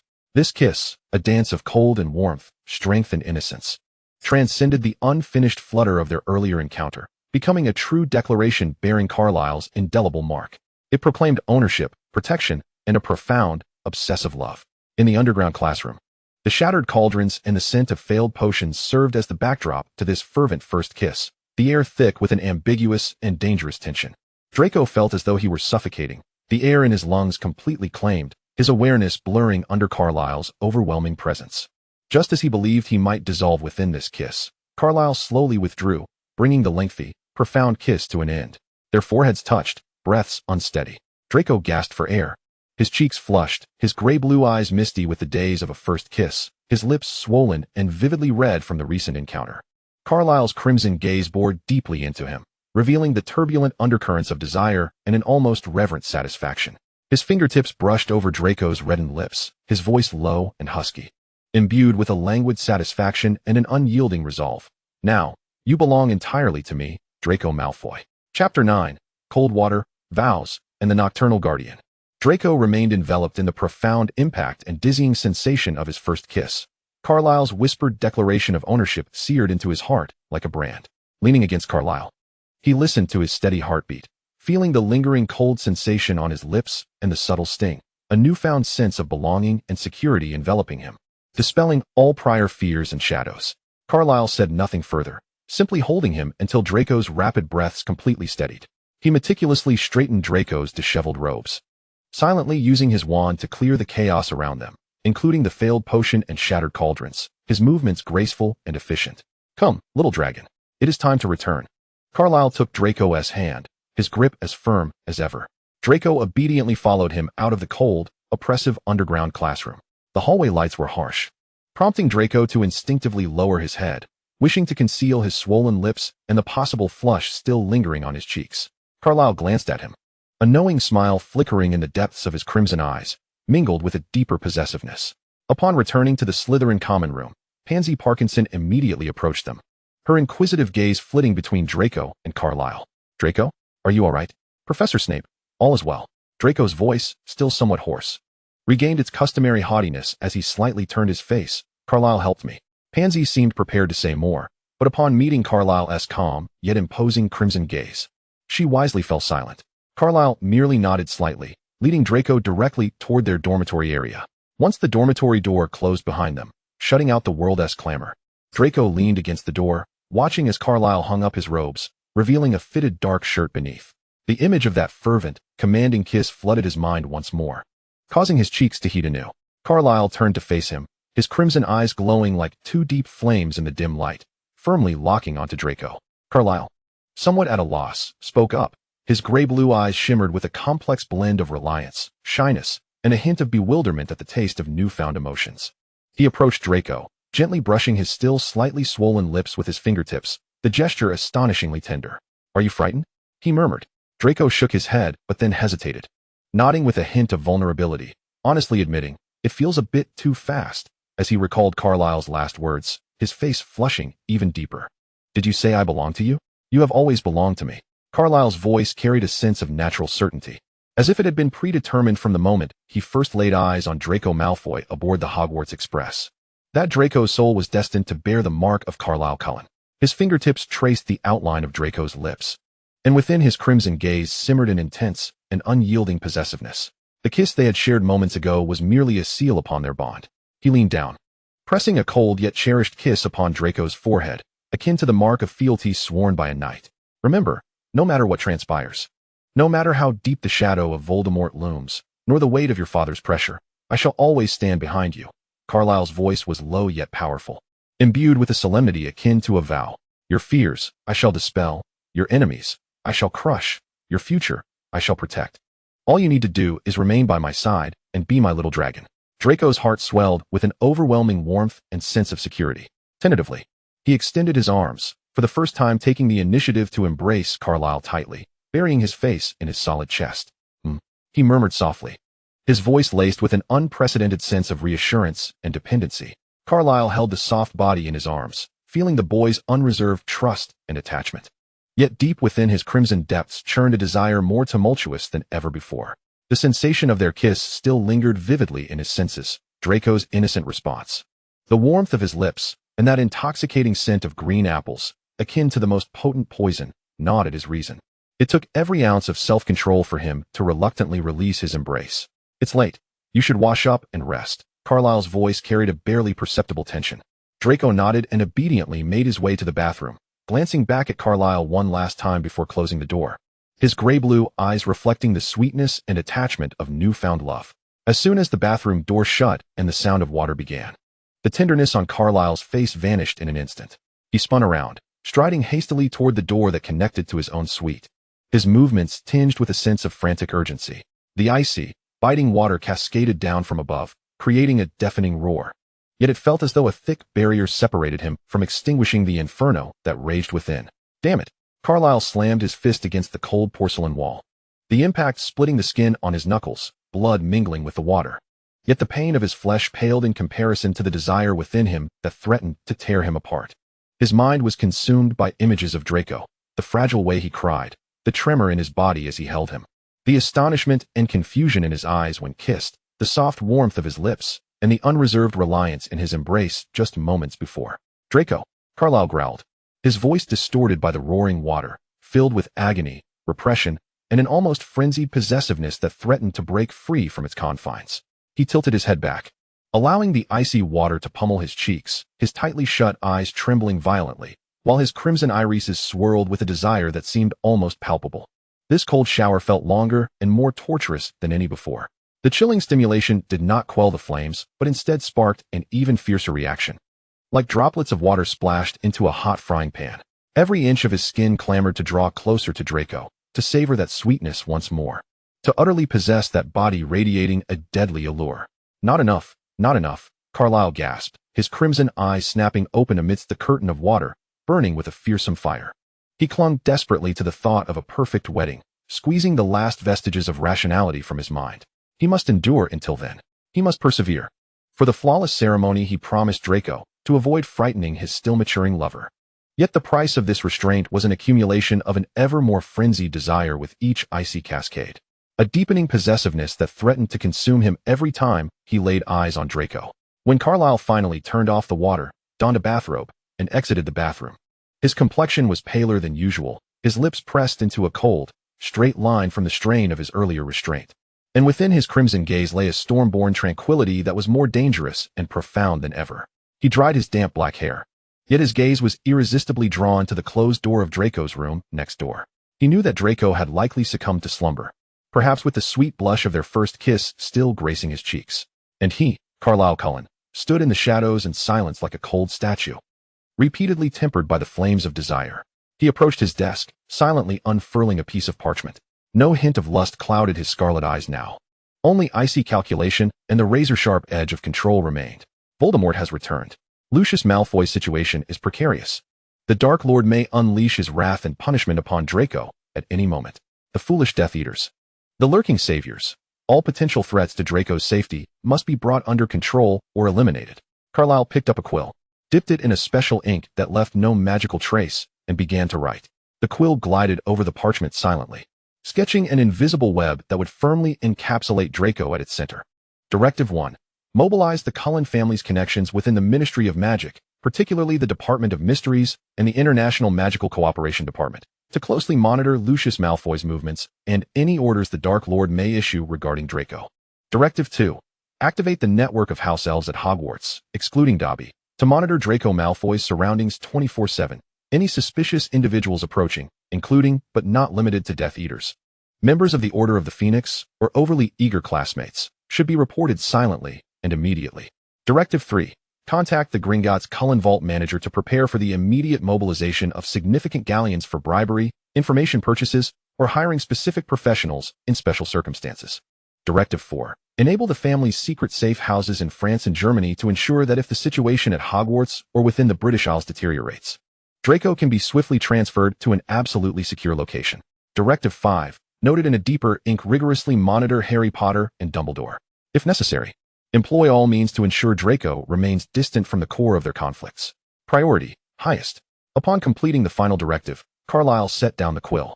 He held the parchment in his hand, his fingertips igniting with a flicker of ghostly blue flames that swiftly consumed the parchment, leaving no trace of ash behind. He moved to the window, gazing out at the dark silhouette of the forbidden forest. The moonlight was obscured by clouds, and the night was as dark as ink.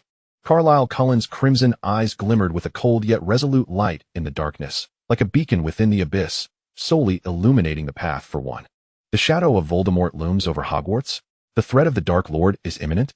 A cruel and chilling smile crept across Carlyle's lips. So what? His little dragon was at Hogwarts, beneath his protective wings. Any entity daring to cast a shadow upon Draco Malfoy, whether it be the Dark Lord or the so-called Savior, would face the most merciless and unyielding retaliation from the young master of the Cullens. He is the guardian of Draco Malfoy, as well as his prison. This guardianship will be ensured with the deepest darkness and the coldest blood, to guarantee that his treasure remains forever bathed in the light he permits. The night is still long, and the Guardian's silhouette stands by the window, resembling a sculpture melded into the shadows. With only those crimson eyes burning brightly in the boundless night, a flame that exists solely for one. Chapter 10. The Vanishing Cabinet, Curses, and Silent Destruction. Hogwarts is suffused not merely with the pressure of OWLs, but with a thick, suffocating dread. The fact of Voldemort's return is no longer mere rumor. It hangs like a cold blade above everyone's heads. The castle walls seem to scream in silence. For Draco Malfoy, this academic year marks the beginning of hell. His experiences over the summer at Malfoy Manor are akin to a nightmare. He witnessed his father's humiliation, fear, and total loss of power.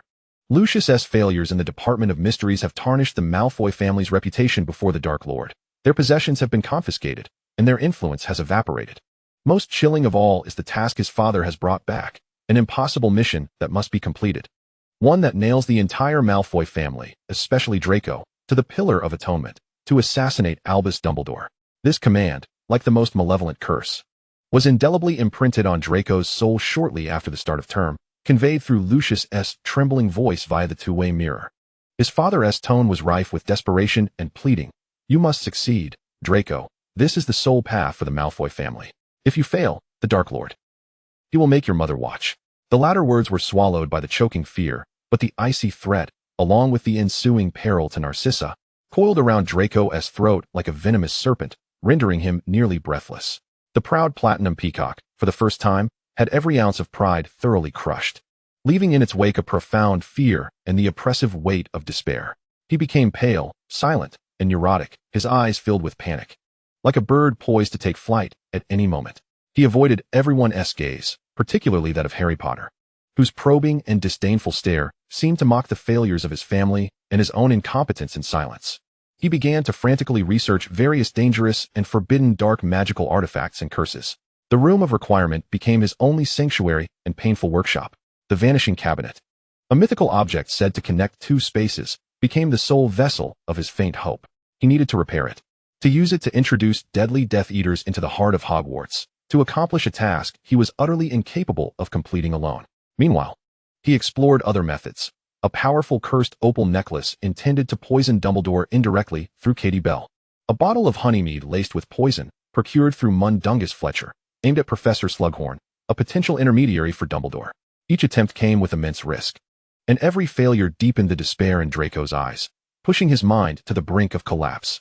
Unbeknownst to him, in the unseen shadows, a pair of crimson eyes watched him relentlessly, like the most composed and ruthless guardian. Carleil Zorvan had already discerned everything. As Draco spiraled into madness in an abandoned classroom, grappling with the tattered schematics of the Vanishing Cabinet, muttering nervously that it must be repaired, Carleil merely stood quietly in the shadows, his red eyes swirling with both compassion and frigid malice, aimed at Voldemort and Lucius.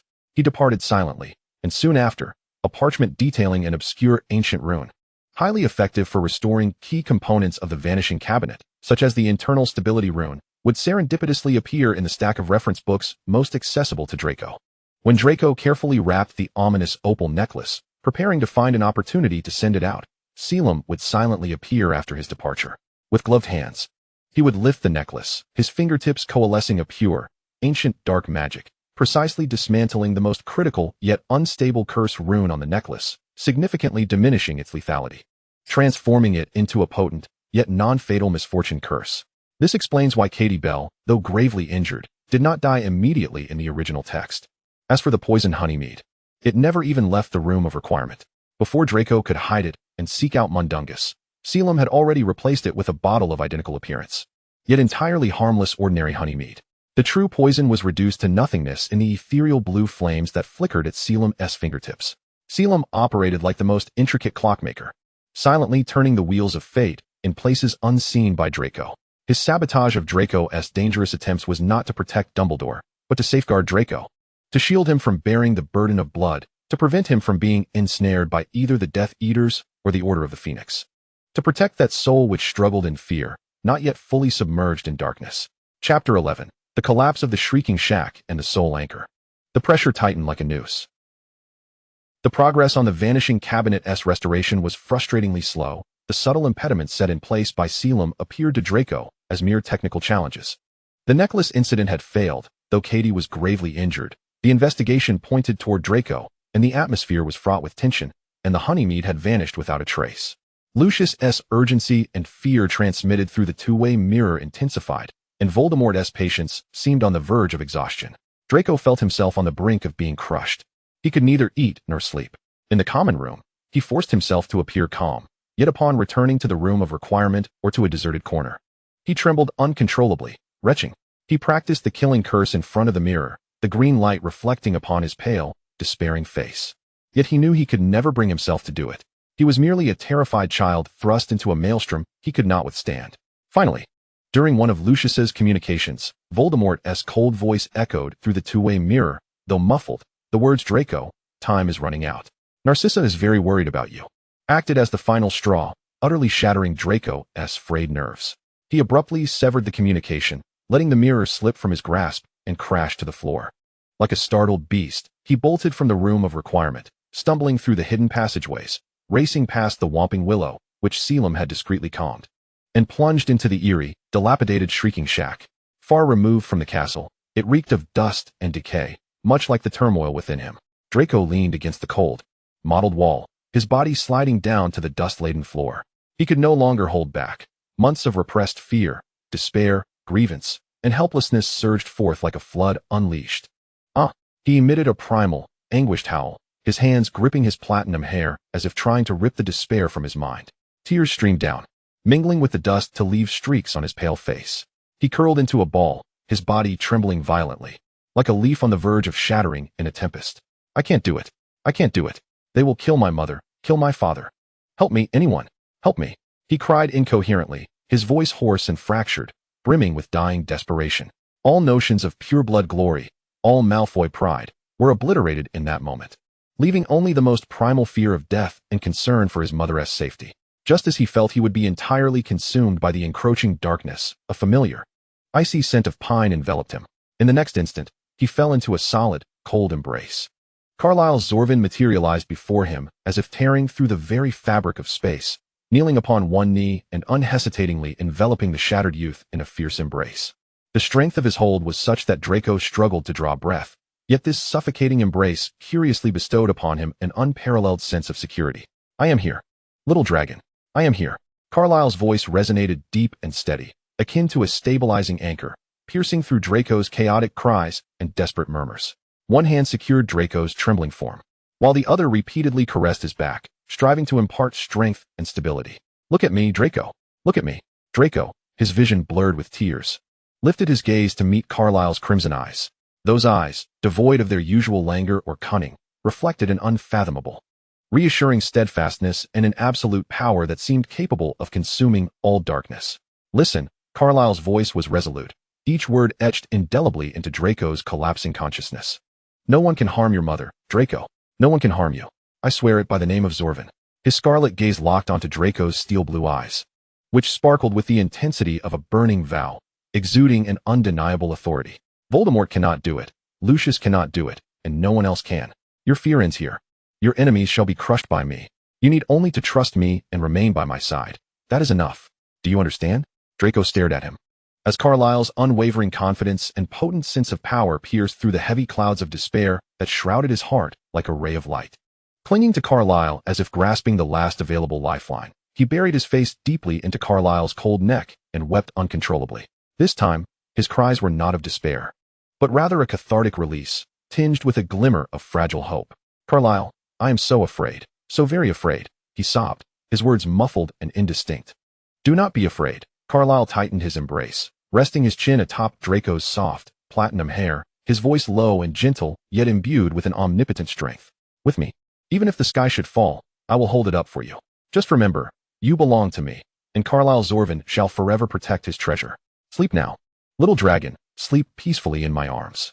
Carlyle's deep voice possessed an extraordinary soothing magic, mingling with his fresh pine scent, miraculously calming Draco's violent tremors and frayed nerves. The overwhelming pressure and sensation of fear ebbed away, and within the absolute security of Carlyle's embrace, accompanied by the steady rhythm of his heartbeat, Draco's taut nerves finally relaxed. His cries gradually subsided, heavy eyelids closed, and he truly fell into a deep slumber in Carlyle's arms, amidst the eerie and dilapidated surroundings of the Scream Shack. Carlyle held the sleeping youth as if cradling an invaluable treasure restored. His crimson eyes glimmered with a cold and dangerous light in the dim ambience. Lowering his head, he placed a chilling kiss upon Draco's smooth forehead, a kiss that conveyed both reverence and an unassailable claim. "Voldemort? Lucius? Dumbledore? The war at Hogwarts?" A cruel smile curved at the corners of Carlyle's lips. None of it mattered. What was paramount was that his little dragon had called for him in fear, and he would ensure that all who dared instill terror in Draco would pay an eternal price. He gently brushed Draco's furrowed brow, silently declaring, "A storm is approaching? Let it come. He will uphold an unyielding sky for his platinum prince." Chapter 12. The Knight of the Astronomy Tower and the Chess Player in the Shadows. Time flowed beneath the veil of fear and Carlyle's silent protection. Draco's mental state teetered precariously on the edge of a fragile calm, maintained only through Carlyle's unwavering, forceful reassurances and the promise of "I am here." He remained fixated on the vanishing cabinet, the sole task he could grasp, seemingly a feasible pathway. Carlyle refrained from direct sabotage, opting instead for more subtle disruptions, providing false components that would render a crucial connection spell ineffective at critical moments, or leading Draco to stumble upon irrelevant, yet time-consuming ancient cabinet maintenance methods. Draco struggled against anxiety and the false hope granted by Carlyle, utterly exhausted. It was only within the secret confines of the Room of Requirement, transformed into a temporary refuge filled with books, blueprints, and repair tools, along with a comfortable sofa, that he could find brief respite, cradled in Carlyle's embrace. They would sit side by side on the spacious sofa, Draco resting his weary head upon Carlyle's shoulder, absorbing his cold warmth and steady heartbeat, drawing strength from that reassuring presence. Carlyle would quietly hold him, one hand absent-mindedly combing through Draco's platinum strands, while the other flipped through family documents, his crimson gaze occasionally sweeping over Draco's fatigued visage, revealing a depth of unspoken tenderness and repressed desire. At times, Draco would seek solace of his own accord. He would lift his head, his gray-blue eyes reflecting a mixture of dependence and a barely perceptible plea, gazing at Carlyle. Understanding the unspoken request, Carlyle would lean down, his icy lips brushing against Draco's warm petals. Unlike the declarative first kiss in the underground classroom or the nearly uncontrollable rush on the terrace, the kisses exchanged in the Room of Requirement were imbued with greater comfort and gentle possession. Carlyle's kissing technique had grown deft through countless moments of yearning and restraint. He would patiently guide Draco, from tentative pecks to deeper explorations, his cool tongue tenderly tracing the contours of Draco's mouth, coaxing forth innocent responses. Draco gradually succumbed to these tender incursions, his taut nerves unwinding amidst the intimacy of their entwined lips and teeth, occasionally emitting soft, dependent whimpers. After each such moment of warmth, Carlyle found himself plunged into deeper torment. The submissive reliance of his beloved, the sweet breath mingling between their lips, the unconscious friction of their bodies pressing together all relentlessly provoked his already precarious self-control. He could vividly perceive the innocent changes within Draco's form, a tantalizing temptation that threatened to consume him. When Draco finally surrendered to a deep slumber in his embrace or leaned against him, breathing evenly in satisfaction, Carlyle would hasten back to his suite with a desperate urgency, nearly frantic in his haste. The cold flow of water once again became his sole salvation, yet a deeper torment. Each moment beneath the shower grew longer, the force of the water more intense.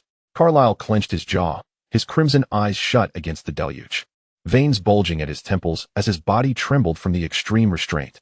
The images that haunted him were Draco's swollen, wet lips after their kisses, the warmth of his breath as he leaned against Carleil's neck, the friction of their bodies stirring a fire that could ignite hell itself.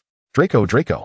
He roared his lover's name, his voice distorting amidst the cacophony of rushing water, filled with agony and an almost destructive desire. His knuckles cracked as he slammed them against the wall, blood seeping from the wounds, yet that pain paled in comparison to the inferno raging within. The perfect wedding. This was the final thread of sanity he clung to in his battle against madness. At last, the fateful night arrived. The astronomy tower. The wind howled, carrying with it the ominous portent of impending battle. Draco stood clad in Death Eater robes, his wand trained upon the elder Albus Dumbledore, whom he had feared and loathed for an entire year. His hand trembled violently, his gray-blue eyes brimming with conflict, fear, and a hint of madness born from desperation. He could hear the sounds of explosions and screams emanating from the castle below. The Death Eaters had invaded through the vanishing cabinet he had repaired. Draco, you are not a murderer. Dumbledore's voice, weary yet remarkably clear, pierced through the chaos with an insistent clarity. These words struck Draco's heart like a heavy hammer, rendering him nearly incapable of gripping his wand. Kill him. If you don't, your mother will die. Kill him. But he could not bring himself to do it. At this critical juncture of stalemate, footsteps echoed from the staircase. Draco's heart leapt to his throat, fearing it might be another Death Eater. However, it was Severus Snape who appeared. Clutching at a final lifeline, Draco looked desperately at Snape, his voice trembling. Professor, he pointed at Dumbledore, but could not utter the word. Snape did not meet his gaze, his dark eyes fixed on Dumbledore like deep pools, unwavering. He raised his wand. Severus requests you. Dumbledore's final words dissipated into the wind. A flash of green light. Avada Kedavra. Draco abruptly shut his eyes, his body quaking violently. He heard the thud of a heavy object hitting the ground. Had the task been completed? In a manner he had neither anticipated nor could prevent. He did not see. In a shadowed corner of the tower above, a figure blending almost seamlessly with the darkness, Carleil. The crimson gleam of his eyes flickered in the night. Cold as a serpent poised to strike, observing all that transpired below. As Snape's wand was raised, Carleil's fingers stirred subtly within his sleeve. A barely perceptible ripple of magic spreading quietly, ensuring no unforeseen factors, such as a sudden appearance of members from the Order of the Phoenix, would disrupt Snape's actions. He saw Draco's face drain of color and his tightly shut eyes, witnessed the violent tremors coursing through his body. A cold, calculated smile curled at the corners of Carleil's lips. Excellent, my little dragon, still untainted by blood. Snape had completed his task, and Draco's responsibility ended here. As for Voldemort, the Malfoy family, particularly Draco, was temporarily safe. When Bellatrix and others stormed the tower, cheering madly, Draco found himself pulled and shoved away by them, while Carleil's silhouette dissipated like smoke merging with the night, silently retreating. He was like a chess player who had executed a pivotal maneuver, quietly exiting the stage, leaving it to those who fancied themselves in control of the situation. His singular aim was clear, to ensure Draco Malfoy emerged from this tempest unscathed, returning to his protective wing. As for Dumbledore's death, merely a pawn cleverly utilized on the path to this goal. The winds of the astronomy tower continued to howl, failing to disperse the thick scent of blood and the atmosphere of conspiracy. Yet, in the deeper shadows, the protection of the young master of the Zhaofin family had never wavered. Chapter 13. The Funeral, Exile, and the Silent Web of Protection. Dumbledore's funeral unfolded under a heavy, oppressive atmosphere. Before the white marble tomb draped in black veils, the crowd stood solemnly. Grief, anger, and confusion intermingled in the air, thick as a viscous fog. Draco Malfoy stood at the edge of the Slytherin ranks, his complexion pale to the point of transparency, dark circles shadowing his eyes. Clad in a black robe, it felt more like a cumbersome shackle than attire befitting a mourner. He dared not lift his gaze, not to the white tomb, nor to meet the scrutinizing stares from all around, those gazes laden with suspicion, raw disdain, icy fear, and a hint of barely concealed glee. He knew what they thought. The son of a Death Eater, an accomplice of Snape, an indirect murderer of Dumbledore. Each stare pierced like needles into his fragile nerves. He felt as if he were suffocating, his body trembling slightly beneath the ample black robe, fingers cold and stiff. He could even hear the muffled sobs from the Gryffindor ranks, perhaps from Potter's friends, their sound lashing against his heart like a whip. Just then, a familiar, chilling scent of pine enveloped him. Carleil Zorvan stood silently beside him, slightly behind, without touching him, yet forming an invisible barrier that instantaneously cut off much of the malicious scrutiny from other directions. Carleil did not look at Draco. His tall figure stood like a drawn sword, black hair tied back, his crimson eyes calmly surveying the entirety of the gathering. That gaze was cold and sharp, imbued with an air of indifference and undeniable authority. When his eyes inadvertently swept across those who cast the most malevolent glances at Draco, such as several furious Hufflepuff students or the keen-eyed Kingsley Shacklebolt, his scarlet pupils would contract slightly, and an invisible, chilling aura would spread instantaneously. Those who felt Carleil's gaze experienced an inexplicable shiver race up their spines, as if they were being targeted by an unseen serpent poised to strike. They instinctively averted their eyes, suppressing their expressions, even unconsciously retreating a half-step. The sheer, primal intimidation emanating from a powerful predator proved more effective than any verbal warning. Under the cloak of Carleil's presence, Draco's taut body miraculously relaxed, if only a fraction. Though the weight of fear and guilt remained heavy, the oppressive pressure of those prying eyes, as if to nail him to a pillar of shame, lessened. He knew Carleil was right behind him, a silent and formidable fortress. He need not turn to feel that unspoken strength. I am here. If the sky falls, I shall bear it. The funeral was long and agonizing. As the crowd finally began to disperse, Draco felt as if he were rendered utterly drained, yearning to flee. Carleil timely extended his hand, seemingly casually resting it on Draco's lower back, a steadying force supporting his weak legs. Let us go, little dragon. Carleil's voice was low and steady, devoid of emotion. The Malfoy Manor during the summer had ceased to be a refuge and transformed into a nightmarish hell. Lucius was imprisoned in Azkaban, the estate thoroughly occupied by Voldemort and his fanatical Death Eaters, particularly Bellatrix. It had become the Dark Lord's command center, steeped in the twisted essence of dark magic, brutal punishments, and frenzied plots. Narcissa Malfoy held on to her aristocratic demeanor through fear, resembling a lily wilting in a storm. Draco, akin to a startled bird, lived under the constant scrutiny of Aunt Bella's unpredictable cruelty and Voldemort's icy gaze. Each time his name was called felt like a death sentence. Carleil could not remain in the Malfoy Manor, as it would trigger Voldemort's heightened vigilance, but the protective web he had woven had never been so tightly knit. The undercurrents of Gringotts, the vast vaults of the Xiaofin family began to exert their influence. An unending stream of galleons flowed through secret channels to key individuals, a junior Auror in the ministry tasked with monitoring Malfoy Manor, in exchange for vague reports and slight accommodations regarding Narcissa and Draco's circumstances. Well-meaning professors at Hogwarts coerced by the Caro siblings, in exchange for their efforts to overlook Draco or divert the Caro siblings' attention whenever he faced difficulties. Even some marginalized figures within the Death Eaters who were well-informed, in exchange for intelligence regarding the inner workings of the manor. Money paved the way, constructing a fragile shell of protection amidst the chaos. The loyalty of House Elves, apart from Dobby, who had been freed by Harry. The network of House Elves in Malfoy Manor and other unfreed House Elves at Hogwarts belonging to the Xiaofin family had been fully activated.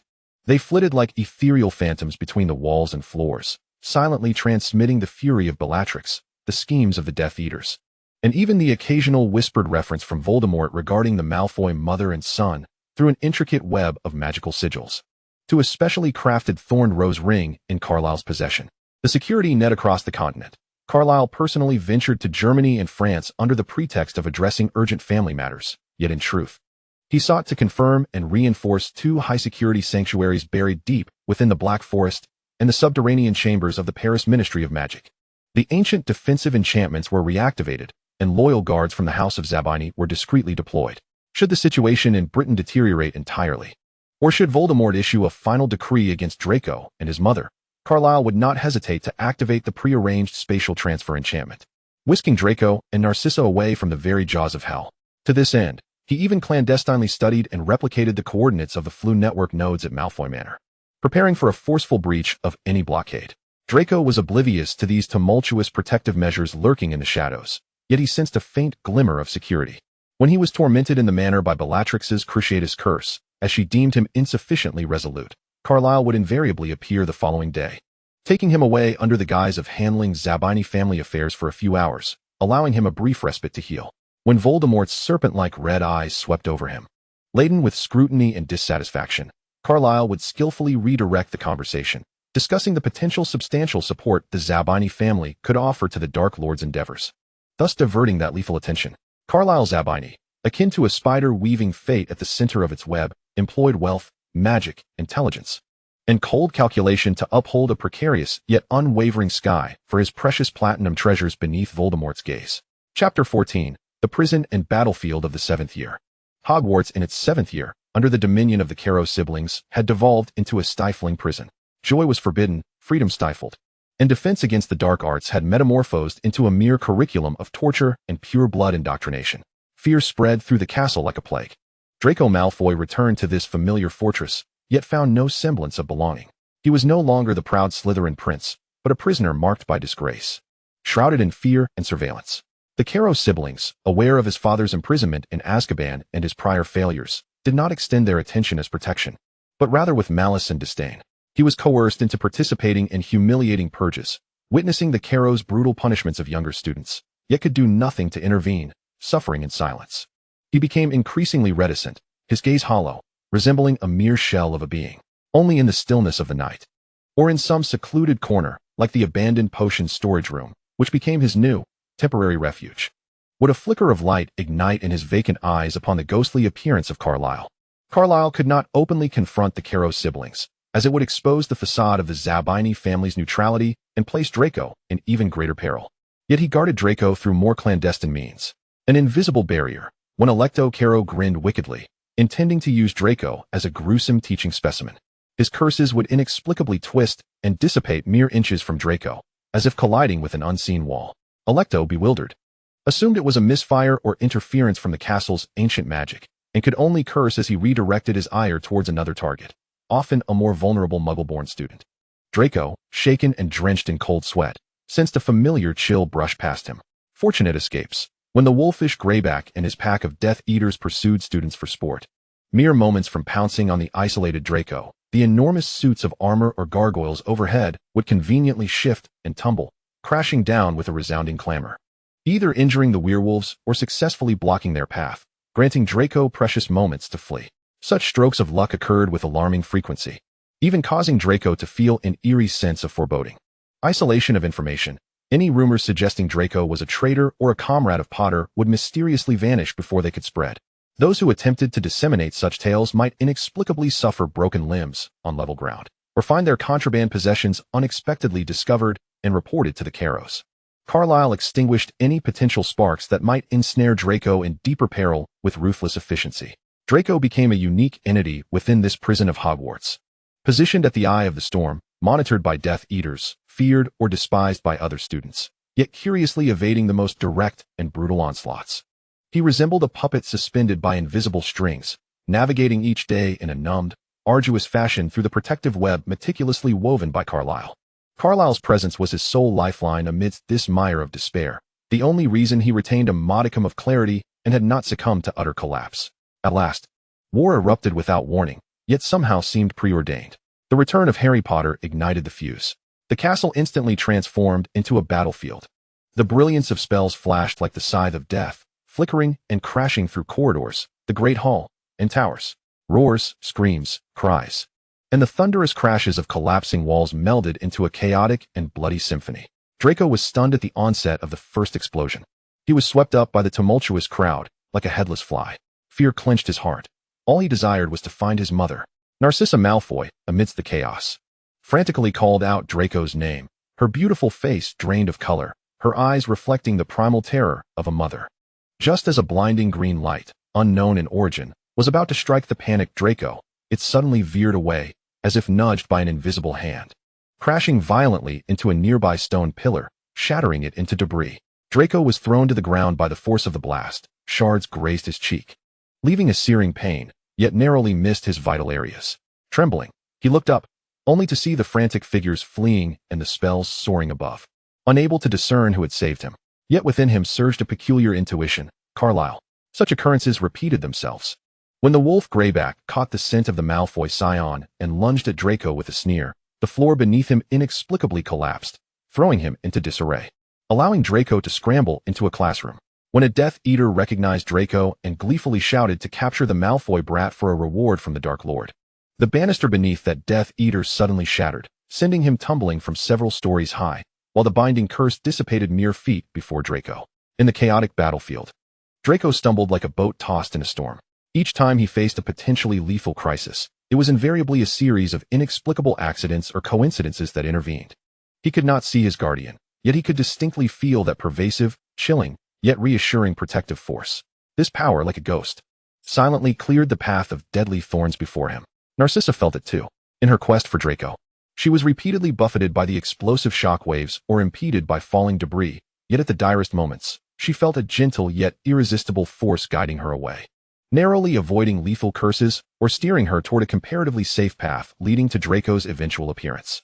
Her heart brimmed with astonishment and a profound gratitude for having survived, as she vaguely surmised who was clandestinely safeguarding them, mother and son. Ultimately, within the shrieking shack, Narcissa discovered Draco, slumped on the ground, trembling from witnessing Snape's demise.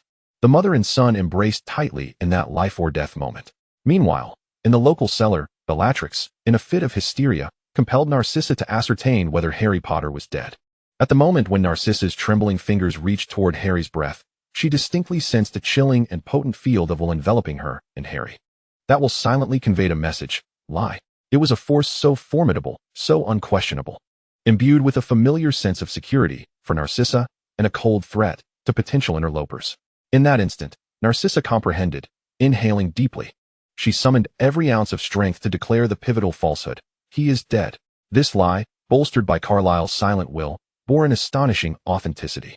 Bellatrix erupted with joy, and Voldemort's attention was completely diverted. Carleil, like a true spectre, ensured the success of this critical moment from the shadows of the hall, or through some formidable mental link. He cared not for Potter's fate. His sole concern was whether this falsehood could temporarily secure the safety of Draco and his mother. Chapter 15. The Dust Settles. Weddings and Eternal Indulgence. As Voldemort ultimately fell to his own killing curse, and the resounding cheers engulfed the battered hall like a tsunami, Draco Malfoy remained in a state of bewilderment. Leaning against his mother, he gazed at the faces around him, weeping tears of joy from having survived, while feeling an overwhelming sense of emptiness and disconnection from the complex emotions, relief, disdain, indifference, directed toward him. The war had ended, the Dark Lord was dead. His father remained in Azkaban, and the Malfoy family's reputation lay in tatters. What future awaited him? Just then, the crowd parted like the Red Sea, creating a path. Carleil Zorvan emerged from the shadows of the hall, still clad in a pristine black robe, starkly contrasting with the bloodied, weary crowd. His black hair was tied back, revealing a face of icy perfection, his crimson eyes shimmering like burning rubies in the flickering light of the hall, precisely locking onto the disoriented platinum figure. He ignored everyone else, striding directly toward Draco. His steps were deliberate and resolute, carrying an unmistakable aura of declaration. Draco stared vacantly as he approached, his gray-blue eyes filled with confusion and helplessness, resembling a lost child. Carleil came to a halt before Draco, disregarding the curious, probing, and even wary gazes, including those of the Weasley family and Hermione. He extended his hand, not as an invitation, but rather decisively and irresistibly enveloped Draco in his embrace. The force of his grip was such that it seemed to either crush him or meld him into Carlyle's very being. The frigid scent of pine instantly enveloped Draco, and the familiar sense of safety washed over him like a warm tide, swiftly breaking down the last fragile barrier within his heart. Unable to withstand it any longer, he buried his face deep into Carlyle's neck, clutching the fabric of his back with fervor, his body trembling uncontrollably as silent tears rapidly soaked Carlyle's icy skin. Carleil held Draco's shivering form tightly with one arm, while his other hand soothingly caressed his back and platinum hair. He slightly tilted his head, his cold lips brushing against Draco's ear, his deep and resolute voice clear in Draco's ear, echoing in the now silent hall. "It is over, little dragon. Everything is over. You are safe. I am here, forever here." His crimson gaze lifted, coldly sweeping over those still casting strange looks, especially Harry Potter and Kingsley Shacklebolt, conveying a silent warning. "This is my treasure. Who dares to interfere?" Under the powerful and frigid aura of Carlyle's protection, many who might have approached to question or express discontent instinctively halted. The latent power of the Zorvan family in the post-war reckoning, along with Carlyle's unfathomable strength and his unabashed possessiveness at this moment, formed an invisible barrier of intimidation. Thus, Carleil, in full view of the crowd, cradled his reclaimed, still weeping platinum treasure, turning away as if bearing the world's most precious spoils, striding forth from the hall, a cacophony of joy and sorrow mingling behind him. His silhouette stood tall and resolute, shielding Draco from all the complex gazes and the lingering aftershocks of war. His embrace was Draco Malfoy's sole and ultimate sanctuary. Chapter 16. The Eternal Covenant of Thorned Roses. Time soothed the wounds of war and dulled the memories of the people. Under the vast operations of the Zorvan family's wealth and Carlyle's thunderous interventions, including providing crucial information in exchange for Lucius's commutation. Although the Malfoy family lost much of its former glory and most of its wealth, Lucius ultimately managed to leave Azkaban, lingering under strict surveillance. Narcissa, bearing the fatigue of survival and concern for her son, chose silence. As for Draco Malfoy, he was wholly embraced under Carleil Zorvan's wing. No longer burdened by the Malfoy name, he was shielded from the harshness of the outside world. He was simply Carleil's Draco, and nothing more. Shortly after his coming-of-age ceremony, a lavish pureblood wedding took place within the ancient Gothic castle of the Zorvan family, nestled deep within the Black Forest of Germany, surrounded by ancient magic and serene lakes. Few guests were invited. Only the most core family members and a select few indispensable allies of the Zorvan family in Europe. Their mere presence served as a deterrent. Narcissa and Lucius, with Carleil's consent, attended, and Lucius, watching his son in a silver-green suit standing beside the powerful man who instilled fear in him, felt an array of complex emotions, ultimately settling into profound respect and silent acceptance. Narcissa shed tears of bittersweet joy. Carleil Zorvan donned a similarly hued, yet more intricately tailored dark green gown, embroidered with the Zorvan family's emblem of thorned roses in dark gold thread. His black hair was gathered by a silver crown, revealing a visage that was almost eerily handsome. His crimson eyes, illuminated by the wedding's magical glow, transformed from cold to ablaze with a fervent devotion and an overwhelming possessiveness, never leaving the side of Draco, who shimmered like moonlight in his silvery garb. Draco's gray-blue eyes sparkled beneath exquisite makeup, though still bearing a hint of Malfoy pride. When gazing at Carleil, his expression radiated complete trust and dependence, akin to the most resplendent stars. He was no longer the boy crushed by fear, but rather a platinum prince, lovingly nurtured and renewed in brilliance. The wedding vows were officiated by an ancient elven elder, said to have lived for centuries. When it came time for Carleil to vow, he diverged from the traditional words. He took Draco's hand, pressing a cold kiss upon the back of it, where the thorn rose ring, replacing the Malfoy ring, adorned his finger. His crimson gaze delved deeply into Draco's gray-blue depths, his voice low yet resonant. Imbued with a soul-piercing power that echoed through the ancient castle hall, by the blood of Thorn, in the name of the eternal night. Draco Malfoy, thy soul bears my mark, thy blood and bone have melded with my life. The thorns stand as witness, the rose is covenant. This body, this heart, this soul, shall be thy shield, and also thy cage. In life, thou art my sole light. In death, my spirit shall follow thee into the abyss. When stars extinguish and time decays, this heart remains steadfast, this covenant eternal. Thou art my everlasting indulgence, my singular redemption. Thou art forever mine, until death do us part. Even in death, my claim shall endure. This vow resembled not a declaration of love, but rather a cold and domineering bond of souls, rife with absolute possession and eternal confinement. Draco's heart thundered like a drum, his cheeks flushed, as he felt an unprecedented sense of belonging amidst Carleil's crimson gaze, which seemed to draw his very soul away. He felt a thrilling sweetness in being completely controlled. He grasped Carleil's hand in return, his gray-blue eyes shimmering with emotion, softly responding, I belong to you, Carleil, forever. The guests were struck into silence by the power and absolute possession inherent in this vow. Narcissa wept into her hands, while Lucius paled, bowing his head deeply. On their wedding night, in the master bedroom at the castle's highest tower, the vast floor-to-ceiling windows framed a serene forest and a lake reflecting the stars and moon. The room was suffused with the crisp scent of pine and the luxurious aroma of magical fragrances. Carleil no longer required cold baths to suppress the burning flames within him. With an elegant composure that suggested mastery over all, he deftly unfastened Draco's elaborate attire. Under the moonlight, Draco's cheeks glowed with an enticing blush, his gray-blue eyes reflecting the shyness of their first night and a hint of barely perceptible anxiety, yet he showed no sign of retreat. Trustfully, he gazed at Carleil, surrendering himself completely. Carleil's crimson eyes shone astonishingly in the dark, swirling with a tempest of desires that had been suppressed for 7 years, now reaching their zenith. He leaned down, his cold lips, imbued with an undeniable tenderness and strength, once more claimed Draco's lips. This kiss was no longer a mere comfort, nor a proclamation. Fear not, my little dragon. Carleil's voice was hoarse, laced with an enchanting allure and a hint of impending danger. Tonight, I shall make you truly understand what it means to belong to Carleil Thorn. When the storm finally subsided, Draco fell into a deep slumber, his face still adorned with the afterglow of their intimacy and traces of tears. Carleil held him close, his crimson eyes gently surveying the sleeping visage of his beloved, his fingertips tenderly tracing the damp strands of platinum hair and swollen lips. Years of waiting, exquisite restraint, clandestine guardianship, and all manner of thunderous methods culminated in this perfect moment. Carleil Zorvan lowered his head, imprinting a cold, possessive kiss upon Draco's smooth forehead. The covenant of thorns entwining the rose was solidified this night, and the eternal indulgence of the thorn heir was only just beginning. Chapter 17, Side Story. Draco yearned for a child. This notion stemmed from the deeply entrenched traditions of pure-blood families and the occasional flicker of expectation for grandchildren reflected in Narcissa's demeanor. When he broached the subject with a mixture of trepidation and hope to Carleil, the crimson depths of Carleil's gaze darkened instantly, and the surrounding atmosphere seemed to drop several degrees. A child? Carleil's voice betrayed no emotion, yet Draco sensed the tightening of the arm encircling his waist. Why do we need a child? Am I not enough, little dragon? The tone bore a subtle hint of unrecognized grievance and intense displeasure.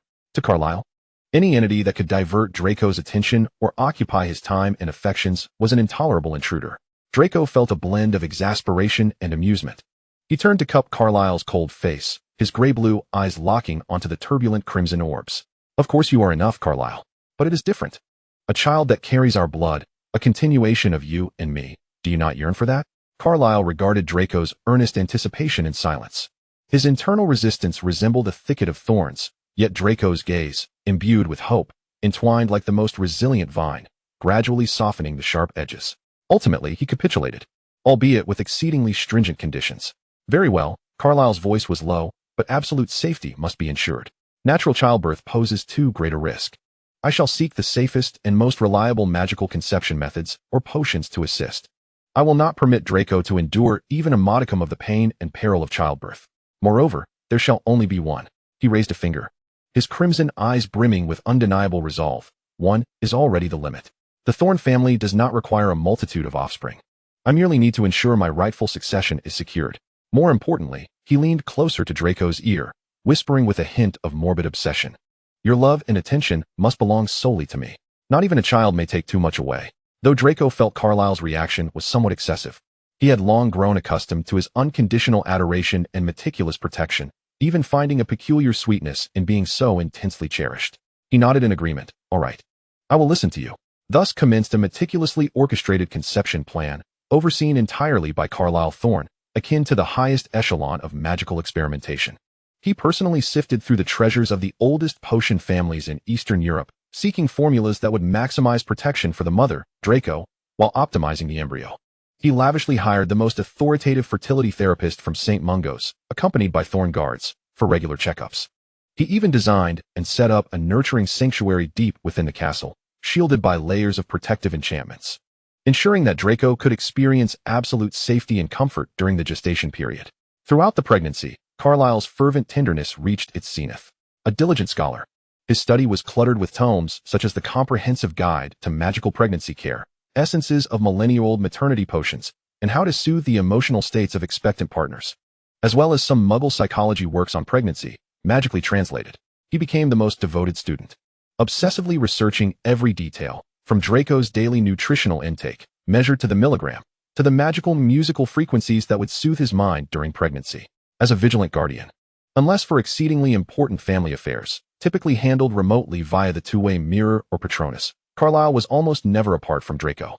He keenly sensed every subtle emotional fluctuation and physical change within him. When Draco experienced morning sickness, he would personally concoct soothing potions with unusual flavors, though Draco found them distasteful. When Draco's back ached, those hands capable of easily breaking wands and executing powerful dark magic became impossibly gentle, massaging him to alleviate discomfort. If Draco awoke in the night with leg cramps, Carleil would immediately rouse himself, using warm magical towels and the perfect massage techniques to lull him back to sleep. As for the emotional turbulence brought on by pregnancy hormones, it rendered Draco's temperament unpredictable.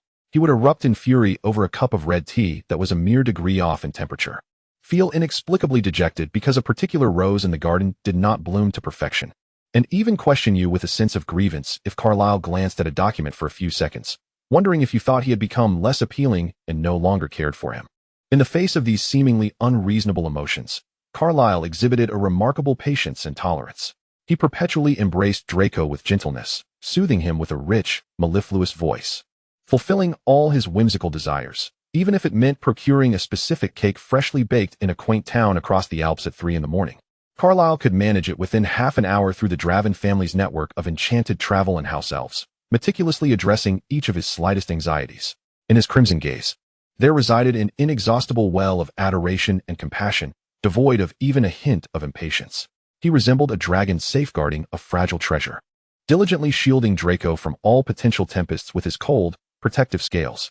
10 months later, with Carleil personally overseeing the proceedings and aided by a team of the most esteemed healers who operated under the watchful scrutiny of Carleil's icy gaze, Draco brought forth their son, Scorpius Hyperion Draco Malfoy, through a method that combined ancient magical rituals and gentle potions, rendering the experience almost painless. When the tiny infant, swathed in a silver swaddle, was presented to Draco, a tender and contented smile graced his pale, weary face. He reached out a finger to gently caress the baby's soft cheek, and his gray-blue eyes sparkled with the tender glow of newfound fatherhood. However, as Carleil Zorvan stood by the bedside, his crimson eyes fell upon the wrinkled little being with an expression that was profoundly complex.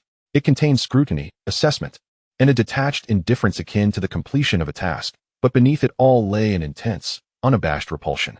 This small life, which consumed all of Draco's attention and caused him considerable strain, despite Carleil having mitigated the risks, appeared to Carleil as nothing less than an intruder, an unwelcome third party in their shared world. The battle for affection commenced the moment Scorpius was born. Keep away from my wife. Carleil strictly adhered to the principle of prioritizing Draco's recovery. Aside from the necessary nursing times, meticulously timed by Carleil, Scorpius spent the majority of his time under the care of professional nursery nurses and house elves. Whenever Draco held Scorpius for an extended period or displayed an overly tender smile at the infant, Carleil would appear without a word. He would seamlessly take Scorpius from Draco's arms, his touch seemingly gentle yet impossible to refuse, swiftly handing the baby to the nearby caregiver, and then drawing Draco into his embrace, rubbing his chin against Draco's crown while murmuring in a low voice tinged with a hint of grievance. You've held him for quite a while. You ought to rest. He is too heavy. What if he tires you out? Draco found the situation both amusing and exasperating, yet he felt powerless to resist. In a moment of childish jealousy, Draco impulsively sat in a rocking chair by the window, cradling Scorpius and humming an ancient lullaby taught to him by Narcissa, one that had been passed down through the Malfoy lineage. His voice was tender as he gazed intently at the baby in his arms. Upon returning from his paperwork, Carleil, witnessing this scene, felt a surge of jealousy as his crimson eyes narrowed. He quietly approached Draco from behind, bending to wrap his arms around him, resting his chin on Draco's shoulder as he gazed longingly at Scorpius and remarked, with a hint of resentment, "You've never sung to me, little dragon."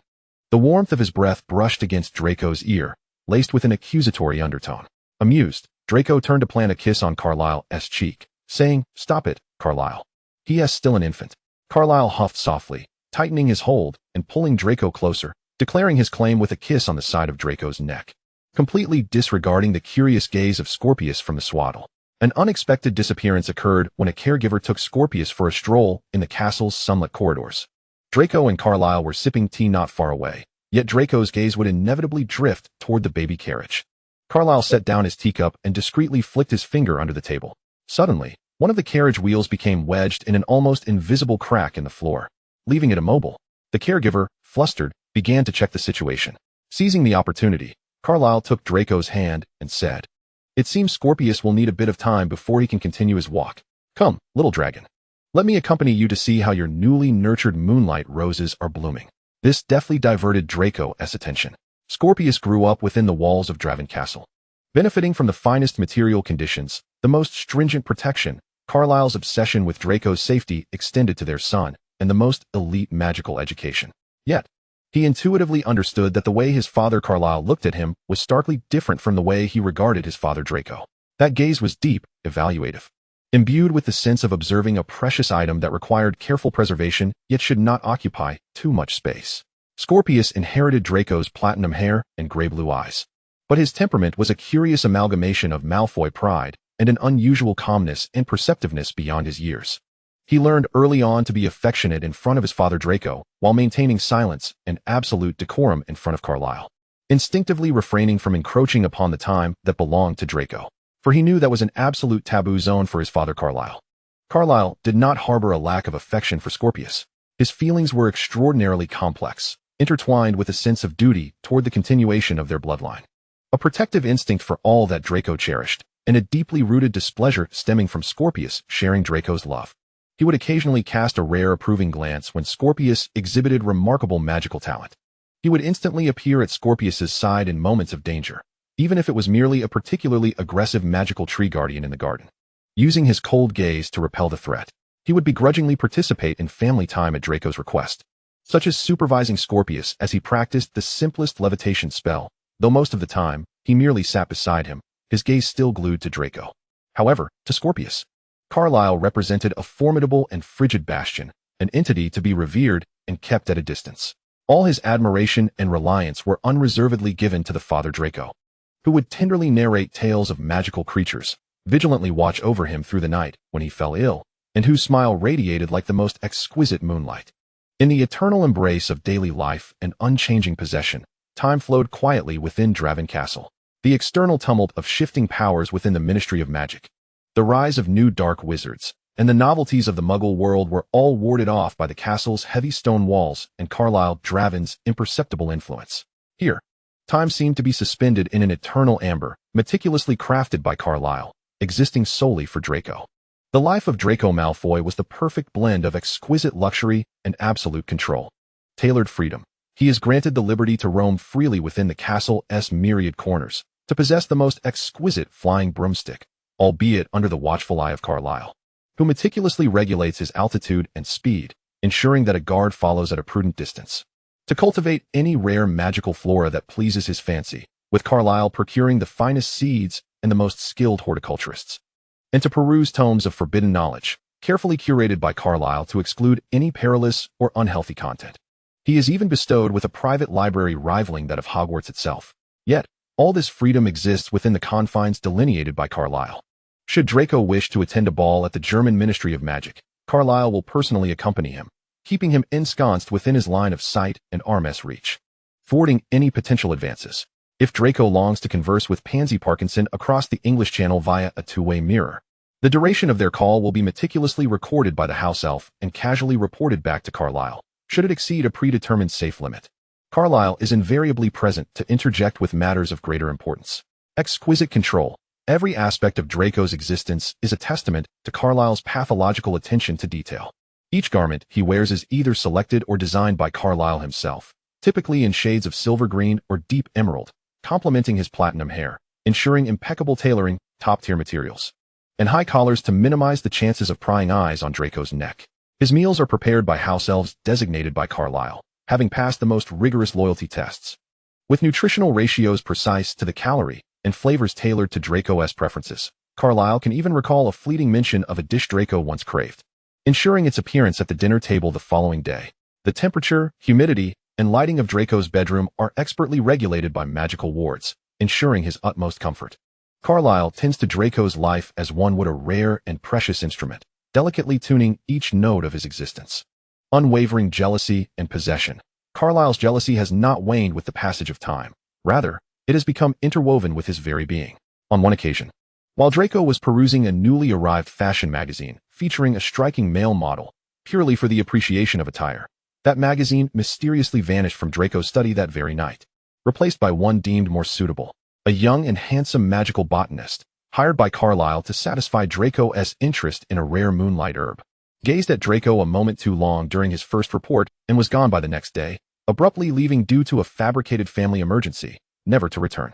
Draco has grown accustomed to this pattern, sometimes even adopting a sweet, resigned indulgence, consciously avoiding scenarios that might incite Carleil's displeasure. He understands that this almost suffocating possessiveness is Carleil's way of loving him, a testament to his eternal infatuation. Carleil Zorvan is akin to a fractured monarch. In public, he remains the epitome of elegance and coldness, a figure whose ruthless methods command the respect and fear of all factions within the European magical community. He navigates the vast complexities of family enterprises and intricate political relationships with meticulous thought and decisive action, his crimson eyes betraying only the chill of calculation and unyielding self-interest. Any adversary daring to challenge the authority of the Zorvan family or threaten its interests will find themselves met with devastating repercussions, silently and without warning. However, once he returns to the castle and steps into Draco's realm, the formidable Zorvan air dissipates in an instant. The icy aura surrounding him softens, and his crimson eyes reflect only focused tenderness and an unwavering love. He sets aside all documents to approach Draco, naturally enfolding him in his arms and greedily inhaling the scent of green apples that clings to him. He listens patiently as Draco recounts the blooming of flowers in the garden or bemoans the latest mischief of Scorpius, usually accompanied by Carleil's indifferent hum. Then gently combs his fingers through Draco's hair, whispering sweet nothings filled with adoration. On the most ordinary of afternoons, sunlight streams through the grand stained-glass windows, casting a kaleidoscope of colors upon the thick silver-green carpet of the study. Draco curls up on a plush velvet sofa, engrossed in an ancient star chart, his platinum hair glinting in the light. Carleil sits behind a large desk, attending to a confidential letter from the Russian Ministry of Magic, the quill scratching softly against the parchment. Occasionally, he lifts his gaze from the document, crossing the room to fixate on that glimmer of platinum, his crimson eyes brimming with profound affection and absolute contentment.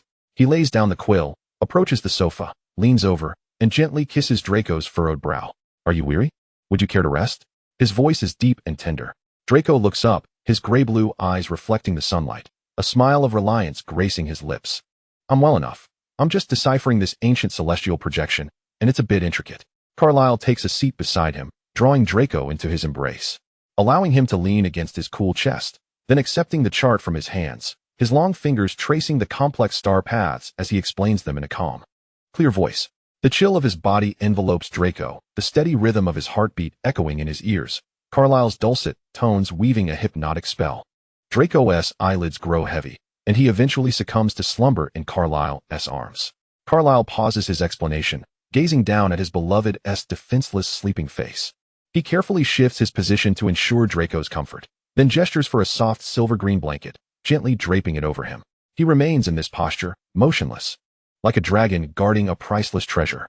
The letter concerning a significant international magical trade agreement is forgotten in the corner. In this moment, his world consists solely of the warmth of the platinum hue in his arms and the sound of Draco's steady breathing. Outside, the dark forest lies tranquil and profound, the castle casting long shadows in the setting sun. Here, time seems to lose its meaning.